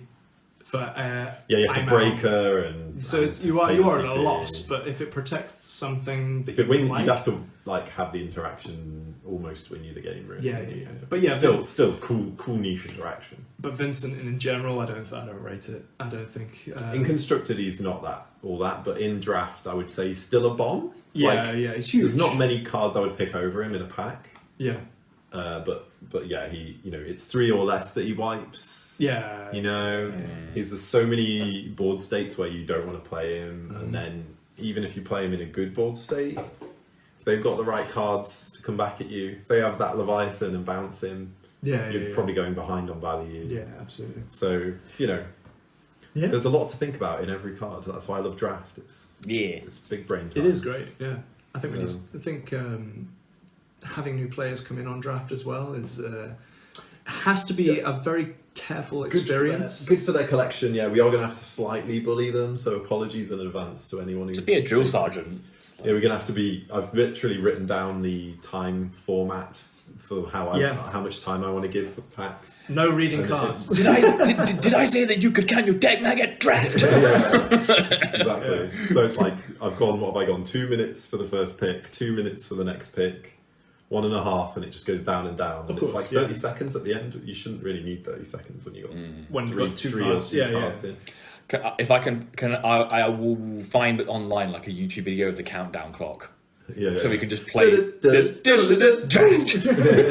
think that would make an amazing draft experience. Maybe that's like the 5th thing you've drafted. You want to punch the screen. So I think we might upset some new players with like forcing them to go quick. But I mean, there's Yeah, Sorry. judging from pre-release, Sorry for anyone with we've got to dyslexia. push them. Sorry. Yeah, there's got to be some rigidity to things. We have to be pragmatic. Yeah, sorry for anyone with dyslexia who can't it's trying to read phrasing. I'm just like, no. Yeah, it's brutal. Like, Yeah. like you have to do what I do and just learn the cards Just- as yeah. soon as possible. Yeah.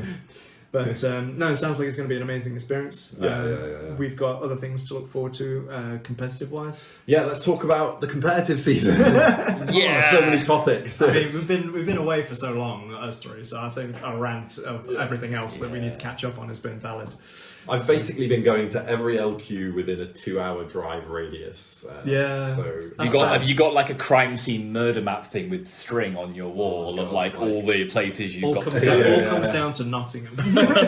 haunting these locations? Yeah. So like, I can't even think of all of the ones we've been to be honest. But So we've had hours, obviously, which was pretty. Think of it in there was order. a few before that though. Of So course, did you go? You went to Brighton. I didn't go to Brighton. So you didn't go to Brighton. So that's not. That was the in the other last three. podcast. That's over 2 hours. Look, I'm dating a man from Scotland because I thought he was local. So Yeah. no, so you didn't go to Brighton. Obs hours. Rugby we've talked about, right? Rugby. Yes, we spoke about rugby before. So hours rugby. Grantham's That's coming up. Yeah. You went Birmingham. Birmingham for fun because that was the Six six man players, one yeah, for fun. no let's- spot on board. yeah. So Sag.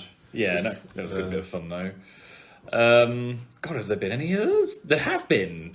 There Like has to be. You went Derby, right? We said that. Derby. Yeah, we haven't said Derby. Derby was Sports of Swords. that was the last one I was on. Oh, no, and you went to Waterfire Wales. Monsters, You went to which Wales was a alone. car crash. I went to one in Wales. Yeah. Yeah, so I went Wales. to Newport.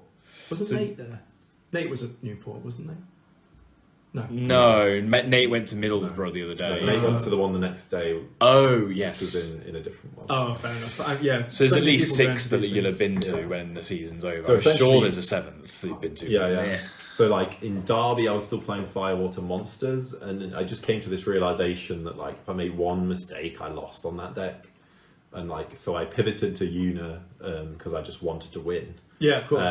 Get your For ticket. my last couple of LQs, and in Newport there was YUNA everywhere, so it was like it was annoying because I went 3-1 and didn't make top cut because of the weird numbers, which is bullshit, but you Yeah. know that happens. I mean, if you can't beat them, join them, sort of. Yeah. And then in Knots, I took YUNA and I went, what was it, 5-0 in Swiss? Yeah.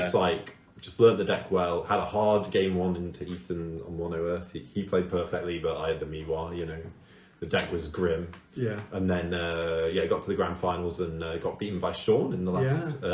Had a big brain fart. Played a Luna Freya into a Sid Randell. Ooh. Yeah. Which is just a loss on the spot, really. Fuck, My yeah. brain was like, okay, I can't play my forwards. Let's But I can hunt. still search on my backups. Let's I was hunt like, for forwards. oh, this is, and my brain just didn't think this is a forward when I played the Luna Freya. And he had like the most optimal board of Sid And then, Randell. Game 2, he just went Sid Randell, Dark Emperor, and I was Sheesh. like, okay, I don't really have an out to that, so just lost the LQ there in the grand final. Fuck, yeah, so that's nasty. congrats to Sean on that one. But that was, Absolutely. you judged that one, didn't you, Phil? And that I was, did, yeah. It was really nice to have a judge in. It was really great to have you doing deck checks because that just like added to the. I think it just the formality of it. I know it's supposed to be informal, formal, but like you brought a Well, level. it's a grade 2 event. Exactly. Some friends made the comment, which is why I decided to do it. I did it unconventionally, though, which I don't mind openly admitting, that there is a spot for Euros on the line, which means that whoever wants to go to Euros at that event is going to fork out a significant amount of money relative to their own bank account to get a flight, get a hotel, be away for the weekend. It's a big stake for somebody that wants the spot. Yeah. And you've got to go off your own back. So you should run the event with integrity that respects what people are willing to put on the line. Yeah, so that's why I decided to. I was like, you know what? I'll do a bit more than I normally do because I'm used to that sort of stuff from Yu-Gi-Oh! And with FF, I just kind of follow the vibe. Yeah, so I really appreciated the extra integrity to the event, and like if all LQs were like that, it would just be better. yeah, the thing I definitely wouldn't do again. The thing I did that was different was I did deck checks, which is fine. I wouldn't not do deck checks because deck checks are cool. I'd actually got on a shirt with 90s font. Deck checks are cool. Yeah, like don't do drugs. Deck checks are cool. With like Rugrats the old font. Dare t-shirt. Yeah, but the way I did them just to like not impact the runtime of the event because I'm always hyper paranoid about runtime is like I randomly selected someone before a round, and then the moment they finished, if they finished early, I took their deck from them. Yeah. And you should do a deck check at the start of a round, because like you need to do it before the players start playing. Because if I deck check you when you finished and there's something wrong with your deck, you've just like played a round with an illegal deck or like a deck with a problem. Okay. So what you're meant to do, you should really do, okay, what I've done in Yu-Gi-Oh! As my favourite reference, and don't know if you can do it for FF, but is if I go to start a round, I roll a dice, it says table 7's got a deck check. I would go, oh right, table 7, and roll the dice again for odds or evens to choose who gets deck checked. Yeah. And then I would say table 7, Sam's got a deck check. I start the round, and then however long it takes me to give you a deck check is how long of a time extension you get. So you used to sit there like pre-game with like these Russell Jimmies of like, I want to play. So that's part of the reason. Because we don't normally do deck checks at locals, I didn't want to do it in an obstructive way that would spook half the players. So I definitely did it a non-standard way that you shouldn't really do, but it was still fine. You know, so I don't think the negative repercussion is too hard. Like if someone's played a scuff deck for one round, it's like the tournament still has far more integrity than one with no deck checks. Right? Yeah, and I did it again at Top Cut, and I did it the way you should do for Top Cut. You know, everyone bugger off and get something to eat, and I'll do deck checks. So you know that was fine. And that was great. You were a great judge in that day. So yeah, absolutely. I think to be fair, it kind of paints the picture of what tournaments should be like. So I think encouraging that is actually a good thing. Yeah. But we've got a double header this weekend for LQs, haven't we? We've got Huddersfield and Harlequins. Yeah, Preston. Yes. So Gemini games in Huddersfield and Harlequin games in Preston.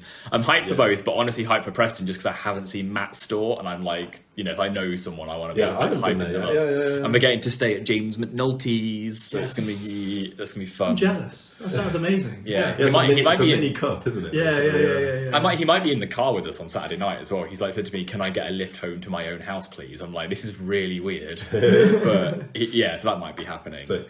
So you is it Saturday and Sunday? So Saturday is Huddersfield, and then Preston is like on the way going past. You know, so you go to Huddersfield and then go to Preston and then come home again. So you might as well do one after the other. And like there are other people in other communities who are like getting Airbnbs like in between them and then kind of going from one to the other. Okay. But they're going to be 2 stacked rooms. Yeah. Like it's going to be. You've got YYT going. They said there was Londoners going. Yeah. Huddersfield was, and there'll be the Yorkshire lot as well. So Zav and Jackie are some of the best players going. And Johnny. I don't.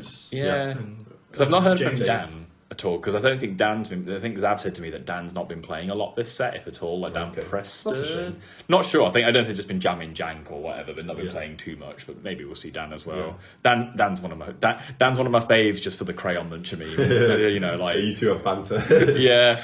I would never live that down. It's because he was one of like the first interactions with podcasts that became real life, and then I was like, oh, this is funny. So we've got an awesome double header. Yes, And then the weekend after is Grantham. And then the weekend after that is Winter Cup in Scotland. Yeah, mate. Oh yeah, Materia Cup. Yeah. Oh, and then I've got Dundee the week after because I'm going to Highlander Games in Dundee the week after Materia Cup in Scotland. Constant gaming events. Living my best life. Yeah. I'm only going there. I'm only doing all of these for social, but it's still just like, oh my god. But the Scotland Materia Cup's going to be awesome as well. That's the fun thing about this game is that isn't like you just said you're going there for social. Yeah. And honestly, I think that's the title of FFTCG. Like you can get the competitive, don't get me wrong, but the fact that how many people go for social events in this game is just phenomenal. I think I won't move to a city if there isn't a card game scene. Like when I was looking at moving here. I made sure that there was a hobby shop so that I had a social scene. Like I have, and it's the same when I'm looking at maybe moving to Scotland in the future. I've said to Ryan, I have to be within proximity of either people that go to a hobby shop so that I can go with them for a lift, or I have to be near Glasgow, basically. And he's like, yeah, that's fair, because it's like no matter where I go, even if I don't know anybody, I can make friends at locals. Absolutely, anyone can. Yeah, so. Nice. Dan said this. I haven't told either of you this. Dan said this, and it's a really nice comment. He said, Dan, when he turned up to locals, was very much like, he said he had his game plan. He was like going to come, tell us what he wanted to play, not listen, but not take the advice. But he knew what he was doing. He was playing Dragoons. This is the Dan that we've just been talking about, playing Dragoons. And he was like, and he said, and Dan from our locals. Yes. And he was also going to be like, he said, I don't use social media. I will turn up to locals once a week. and just ask you questions in person and go home and do what I want. And he's like, you got a fucking infectious. I want to go to every event now, and I've got Facebook, and I use Discord, and I'm like looking up decks. Like, this is not what I had intended. That's and I was like, that's actually really good. That's sweet. Yeah. He opened up on the way home, on the way back to the cars when we were all walking, and then we were talking about, and again, it's like this. I opened up his personality a little bit, where we're talking about him and James Rylott from up north, saying that they both love dragoons and they could have like a goon off if they ever met. You know, that's a beautiful thing to hear. It was nice. That's a nice, not the goon off. Nice, wholesome, beautiful goon off. Oh gosh, that sounds like a weird. Yeah, I could turn that into a meme. But yeah, no, it's wholesome though. That someone wasn't expecting to be as into it as they were. It's yeah, lovely. yeah, really good to hear. I think the thing to sort of top this off is the Scotland Materia Cup, as we've just been saying, Glasgow. And you, Phil, had a nice little segment to talk to the owner. Oh, yeah, Kev, yeah. Kev. And just, I think I'm more excited for the fact that there's so much FF nerding to be done at this event. Yeah, really. Kev was saying he wants a con vibe, you know, I can't wait like just to Final see what Fantasy convention vibe. Demo tables, artist yeah. alley style like vendors. Then there's going to be the pre-booked pub space afterwards. I want to play the Final Fantasy X drinking game. Honestly, I can't wait. It's like going to be baller. That's going to be great. Yeah, no. And then the important stuff as well. Community stuff as well, so there'll be Pauper and Highlander events, and if you haven't seen the Union team social media recently on Facebook, we as we all know, like Andy passed away recently, who's like a core, like, you know, the life of the party. He was such a sweetheart, yeah. And so there will be like a promotional crystal token that everyone gets at the side events, but the Highlander event is being called the Kuma Cup. To named after him, so commemorating. So that is if you were looking, gesture, so make sure you've got a deck made for Highlander if you can. And it's definitely swayed me to play Highlander, because I was going Pauper just because I thought I'm just going to upgrade my commons deck. Yeah. But Highlander, I think the last time I played Highlander was in Opus 10, where we went to 2019 Winter Cup. Yeah. That was the last time Highlander was actually on the card. So actually, it's going to be nice to revisit, and especially if it's in commemoration for that made my choice. I was completely on the fence which one I was going with, but I'm going Highlander then. Definitely. Highlander's such a funny format, isn't it? It's like, do you go like just good cards, or do you try to combo with one-offs? Yeah. It's quite interesting. It's very interesting. But it's super exciting, and I think that's definitely for me the one sort of thing I'm looking forward to, because just the way that schedules have been for me, I can't make most of the LQs. I think Dice Cup's the only one that I've been managing to get to this competitive season. So I'm rooting for everyone who's going, and I'm rooting for you guys who go to all these ones. So good luck in your next ones. But I'm wondering where my competitive season's going here with me. My Euros place always just being a millimetre out of reach. You have had those. I'm having to like really be a zen sort of patient mindset with it. Because like these upcoming events, the only one that's like easier attempt will be Grantham, right? Yeah. And then there's like Liverpool after the next cluster of events. Yeah, I've heard Liverpool's. Yeah, you mean Liverpool sounds like a good time. On the other hand, there's 200 Euros places, and so the LCQ should be easy for me because I got one last time at the LCQ. But you never know how it's going to go, do you? And you're still going to go, right? You're still going to Italy. I'm going to go even if I don't get my Euros place. Yeah, I've got my flights and my hotel room. Nice. Well, but it could end up, the worst case scenario is me playing the LCQ and then just chilling in Italy for 2 days. Just standing over Lyndon's shoulder, like frowny face the whole time he's playing. But no, really, you've got to just chill and enjoy yourself. Like you can't, if you get too desiring of your goal, I think you're destined to fuck it up. Yeah. You can't put too much pressure on yourself. No, absolutely. Yeah. Absolutely. Sure. I think the nice thing is when you kind of relax and fall into the rhythm, you play better.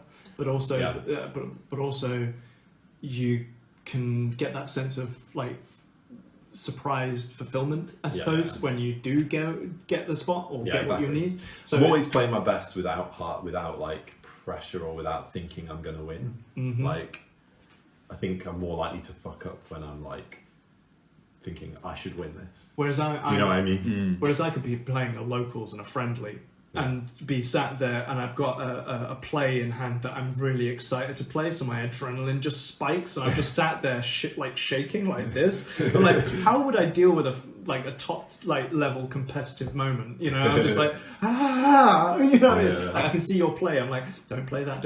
Oh, he didn't play that. Yes, I get to do the thing. I get too over invested. So I don't think I would do well in a competitive environment. I'll throw all my cards on the table too quickly. I still think back to your Walls run back in the day. Honestly, you had a lot better competitive results than me in our early days. I definitely, when I did that wall run, I was my ass was on the floor half the time. It was just really you could see from the one game that was streamed with me versus Duff. He was on WAF, Fire Earth WAF in that time. Yeah. You can see that my one game against someone on stream was fluffed to fuck, because I completely forgot every trigger. My mind was just going, I'm on stream. I've never been in that environment before. Miss trigger. Yeah, literally. You're lucky you didn't get disqualified. I can watch back that QI game. siren. I can watch that game and go, what the fuck were you doing? And I mean, I to be fair, I get that feeling when I watch back that Cactomania. Me and the other. Luckily, he was shitting himself, and we were both shitting the bed simultaneously. I think that match was a collective fever dream. We were all honestly, I think those pressured moments for me, I've always found tough, because competition is good, it's healthy, but when it's high stakes, I fumble everything. I just literally throw anything out just to kind of get rid of that feeling. So the mental side is everything. I feel like my gameplay level is at a really good standard these days. But the main thing I have to manage is mental state. Yeah, it's everything for me. Yeah.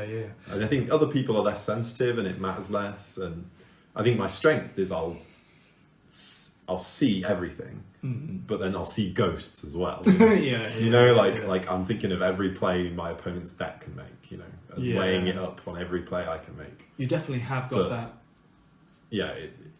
I was just saying, you do definitely have that moment where you look at too many plays and probably not glass out, you don't glaze over, but you go to the point where you've seen all the plays and then indecisions there, you don't know really. And this is a good little tip for most people. Something they say in chess is long think is wrong think. Yeah. So if you've been mulling too long, you're probably making a bad play. That's very true. And I think that is broadly true, because you only need if you're an experienced player, you only need 2 minutes to assess everything. Yeah, otherwise you're second guessing yourself, aren't you? You've gone round that same thought circle over and over and over again. I've fell trap of that far too many times and always fucked the game. I've gone round my thoughts and I've gone this, but what about this, and then don't make a difference because you've just screwed your play. Yeah. But so that's me. That's my intense side and my fun side coming up to. I'm very. I don't know if I've ever been as immersed in FFTCG as I am this season. It's cheering you on, mate. Yeah, I'm really cheering you on. Probably to the detriment to other parts of my life, so I need to lock in. But should we breathe and have a guess the card? Yes.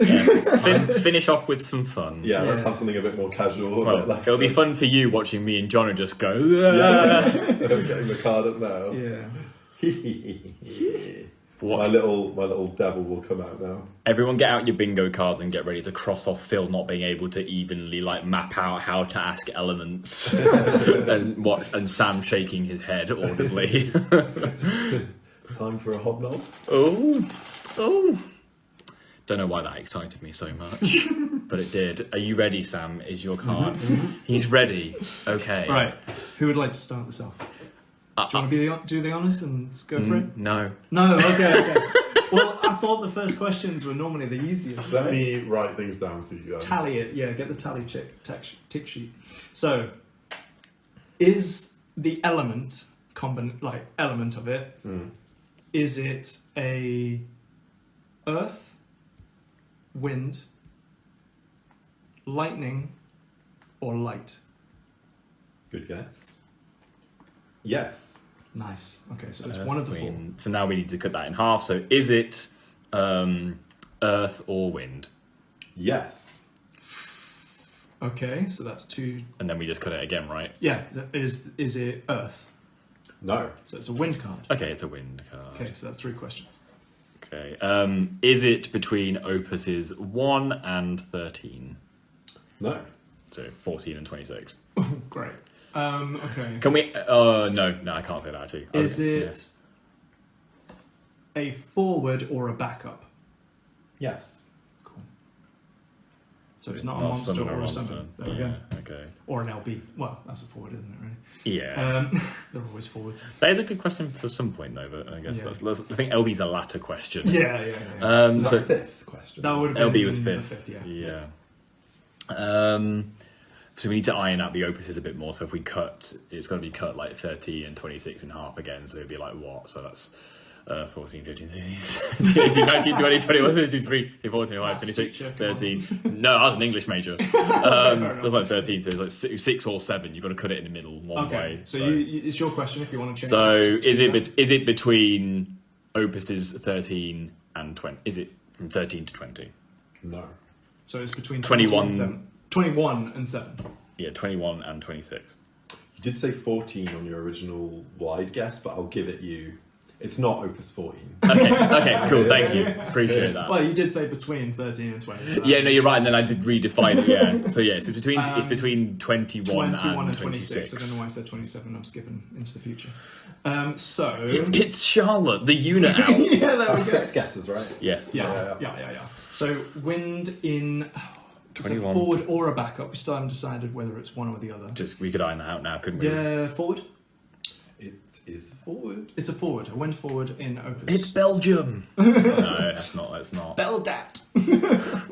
It's because Belgamine always used to autocorrect to Belgium in my phone. Yeah. Your question? Alfie calls her the Belgium meme. Yeah, I love Alfie's naming. Like Belgium. Gramis is Grimace because he's purple. Yeah. Right. So. Gramis shake. What? Okay. I feel like asking, does it do damage? Is what I feel like asking because that's quite like an identifier. Jumping, yeah. I don't know if that's an unusual question to ask. You could. I mean, that. I don't know how that narrows things down in my head, though. True, because I mean, I'm only thinking of Belgamine. You're thinking of one card, yeah, which is a bad use. Okay, so it's a wind forward. Cost? Yeah, so we'd need to do. How much does the card cost, effectively? Cost. So Oh. I don't think That's not a yes or no question. No, that's not. When Does it cards, cost? Yes. Win cards don't necessarily exceed 5 CP if they're going to be a good playable card. I don't think of many cards as being. Unless they're banned, like Cecil. Well, yeah, that's what I'm saying. 5 CP is pretty like on the nose in terms of how high the card. I was going to say, is it 3 CP or above seems reasonable because otherwise it's 3 CP or above. No. So it's a 1 or a 2. Belgamine. Is the cost of the card 2 CP? Yes. So it's 2 CP. So it's not Belgamine. Fuck. Don't know any 2 CP cards. 2 CP cards. I do. So what are the characteristics? Velvet is in there. Is Sheaf in those opuses? Yes. Okay. Gosh, that's okay. Yeah, my Now not. it's difficult. I was going to say now my knowledge is like off a cliff because Belgamine has been took out of the equation. Does the card? You're lucky I did it 21 to 26, sir. To be fair though, Does there's the like card fit in a storm deck? I mean any card. Is that a legal question? Any card could go in a storm deck. That's the problem. Yeah, Bad. any card can go in a storm deck, but does it actually do? I guess you'd be asking, does the card have a cast clause in it? Like Yeah. that's what you're. Does the card require certain casts in an auto?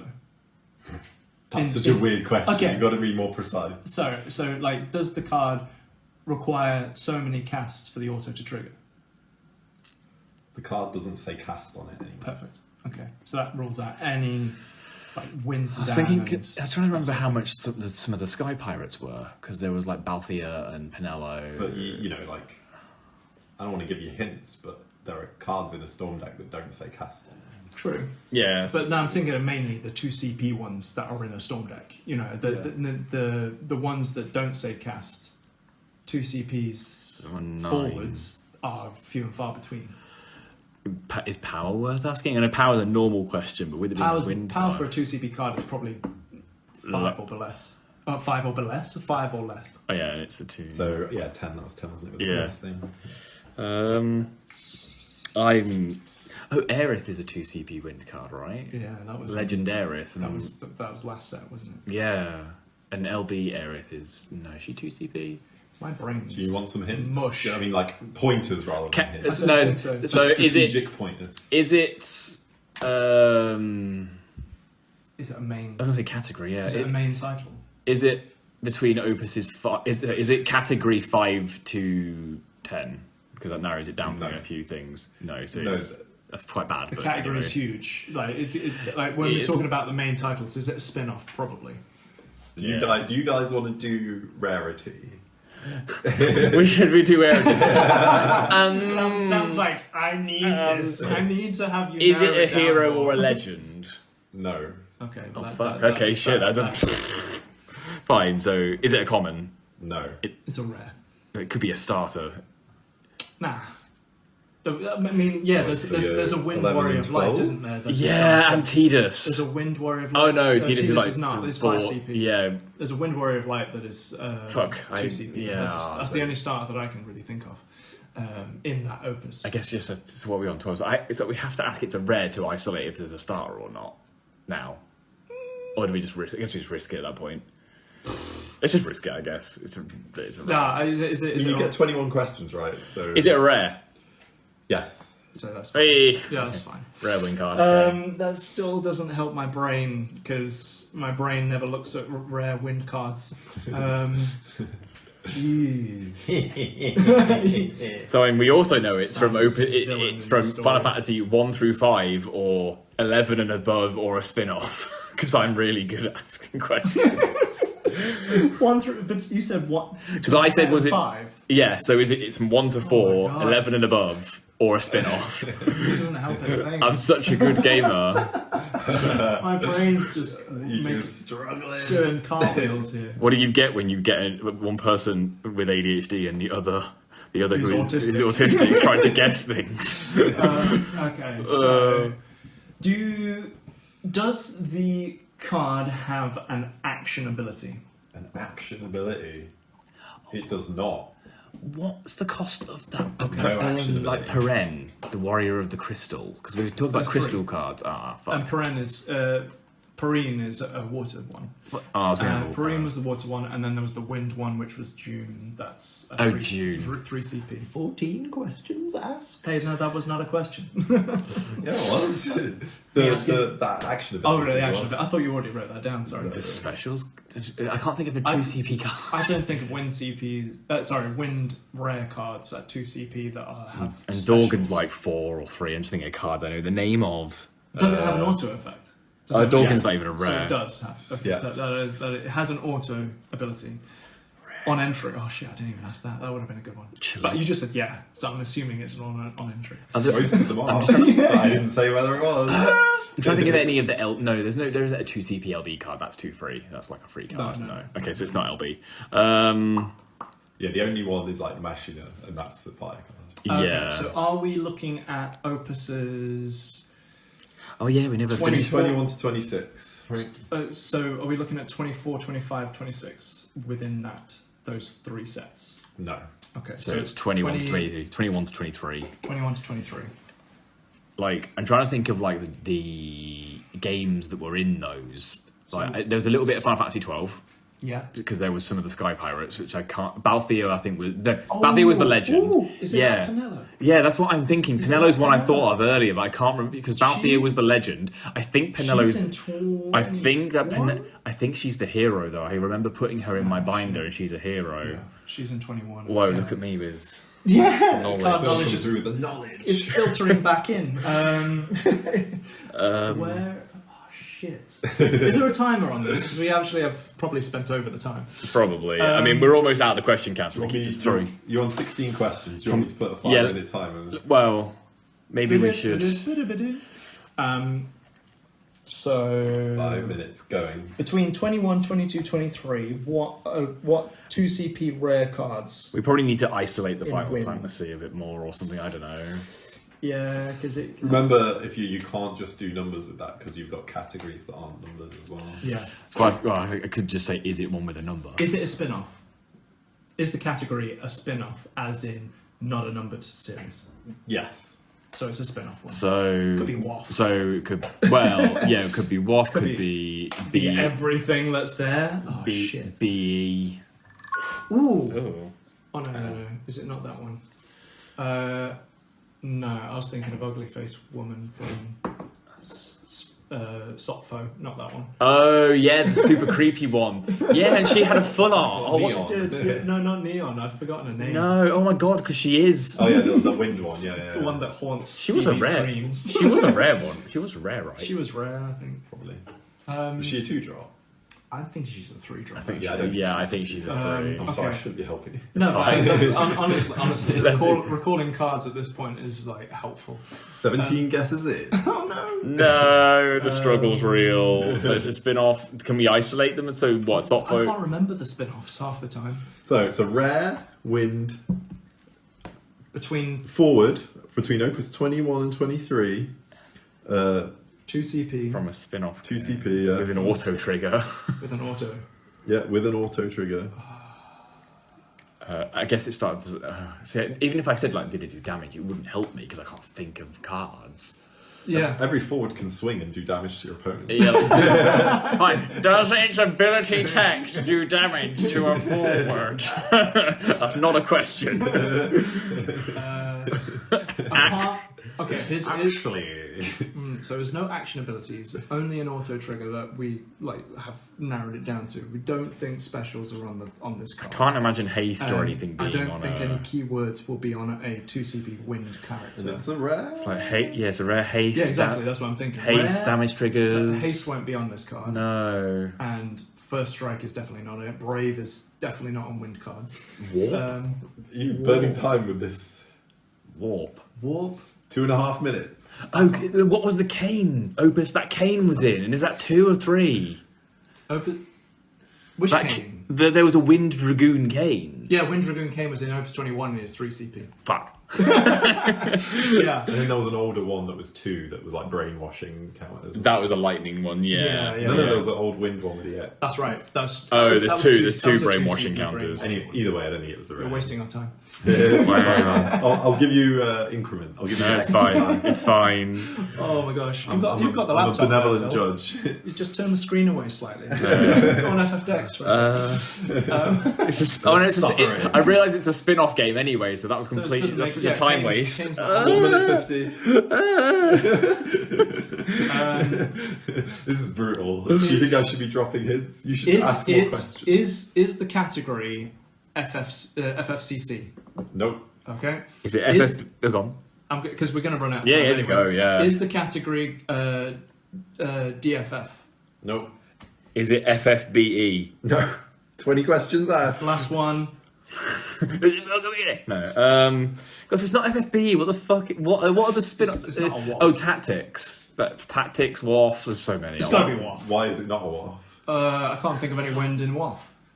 That because in Opus 21 there was all the chibi. You guys are going to be like, did this? No, you're gonna be like, I've never no. seen this card in my life. No, there is. I think there's a no, not WAF. I think Because it's a spin-off, remember? Oh yeah, because it would say both. It would say like, WAF 12, wouldn't it, or something? Rainland, if it's WAF, no. 50 seconds. Remember how dodgy they are with some of these categories. Dodgy? Yeah. Tactics Advanced, Tactics S, no. It doesn't matter because whatever the last question is, we don't get another guess. Like, I mean, I feel like we've done a little bit of grace in the past. 30 seconds. I can't think of I'm any gonna give you a bit more like leeway. I can't think of any other categories. I think we need like. Oh no, I didn't want to have. It's a good card. I don't want to even ask for a hint because it's been. Theatrism. Theatrism's a category. It is a category. Are you guys asking that? No, I'm not asking. I'm just discussing. Yes, we the are film. asking that. Okay, is it theatrism? No. Oh fuck. There we Does go. it help? That's 21. That's 21. We fucked it. What is it, Sam? Give us the answer. Can I give you 6 seconds? I'll turn the timer off and just give you a couple of clues. Okay. Okay, give some clues. Yeah. This doesn't count towards us winning. You know. I think We've lost. Yeah. I think we've wholeheartedly lost. So remember, it's a dodgy category. Sure. It's a WAF card. It is a WAF card. And some WAFs don't have... Opus 21 had a lot of WAF cards. But some WAFs don't have the number, do they, potentially? No. WAF is always It WAF. just says WAF. WAF is always WAF, and it's a 2 CP forward. That's odd. I'm trying to think of all the WAF that I was dealing with in Opus 21, because I can't... And here's one more clue. Yeah. Big clue. It's an EX. Fuck. I don't think that narrows it down, to be honest. It's just me rubbing salt in the wound at this point, isn't it? Yeah. I don't think I know this one. I just keep thinking of wind things like there's Varn. No, it's not Varn. It's a WAF card. But it might look like Varn. Yes, because it's WAF. But I don't think it is. I'll just reveal it to you. Reveal it. Please, just feast your eyes on this nonsense. Rip the bright. Oh, it's fucking Riku. See, Opus 21. I knew like the WAF package was all in. And I was like, damage triggers don't matter, and she'd literally got a fucking damage trigger on her. That's a keyword. So let's read her out. Yeah. I thought you 2 meant does CP damage. wind forward. That Riku, as well. EX burst category WAF forward job treasure hunter. EX burst. When Riku enters the field, reveal the top card of your deck. If it's a win card, add it to your hand. It is a win. It is kind of a storm card. It has been done. Yeah, but it doesn't say cast on it. No. Damage 3, Riku gains 2,000 power, and she has 5,000 power. That's an Opus 21 rare. I'm definitely needing a biscuit for this. Yeah. Let's all have a biscuit. I'll have a biscuit of satisfaction. I was like, I'll be kind and do it in the recent sets, so both of them have as much chance as possible. Honestly, it just didn't picture in my head. I bet I was talking about mouthfuls now. I think that happens with these games where like there's some cards that you're just not going to get. But when you're then on the spot trying to name one, you'll name every card but one you've seen like in packs like 20 times. It was quite in my head. It is a nothingy card. when you show it. I think it was brutal that it was WAF Riku though, because that's a total. I guess that's felt a big... bad when you asked about 1 to 10. I was like, it's not. I but it should be. I guess like that's the question you could ask in the future is like, is the character from a mainline game? Although you might not know that, like you would guess. Yeah, I would probably know though, like yeah. 99%. Because like I know that WAF strongly was in that set as well. So I was like, Opus 21. I need to think of everything that was in Opus 21. Yeah. Because WAF was heavy in that set because that's where my common deck came from. Yeah. But yeah, that was a good one. That was a really good one. Sorry, boys. Sorry. It's alright. No, honestly, I enjoyed racking my brain for cards I've never thought of. Your prophecy has come true, by the way. 2 hours. Has it? Yeah. Jeez. John said before, like we've not been together for ages. Let's go for 2 hours. Oh wow, We did it. Fulfilled. The classic team with the huge podcast. And honestly, Big Kahone podcast. Huge podcast. Massive reels. Huge decks. Yeah, those are the Generous deck chemicals. building in DM energy. I feel like this is a nice sort of comeback. Actually, to be fair, Some juicy content right here. you can't go wrong with us Bountiful. talking over the top of each other, laughing like at any stupid jokes we make. Speaking about Nothica. How have you made that word sound dirty? Because if you're a Final Fantasy 14 player, and I know that Ant from Manchester will be screaming, is that one of the lines she says is to do with like bountiful tracts of land, and everyone's like, yeah, she's got 2 bountiful tracts of land. Oh, really? Yeah. What is it with gamers And needy. they just love the bountiful buxom jokes, don't they? Honestly, thank you very much for sticking around our nonsense for if as you've long made as you it have. far, you're a hero. Yeah, if you're listening to this in the car journey or like on the way to work, sorry for putting you in a stupid mood. If you've got this far, come up to one of us when you next see us and say the word epiglottis, and we'll know. Yeah. We'll know. We'll Don't know. ask You're why. You're one of the true ones, you know. Exactly. Yeah. Yeah. A real one. That's what it is. That's what it is. Yeah. So thank you so much for listening in, and you know the energy has been all over the place and enjoyable. So thanks for sticking around. Yeah, appreciate you guys. Drop anything in the comments you want. See you in LCQs and Materia Cups. Gonna have a good time. See you at events. Salut. Ciao for now. Bye-bye. Bye.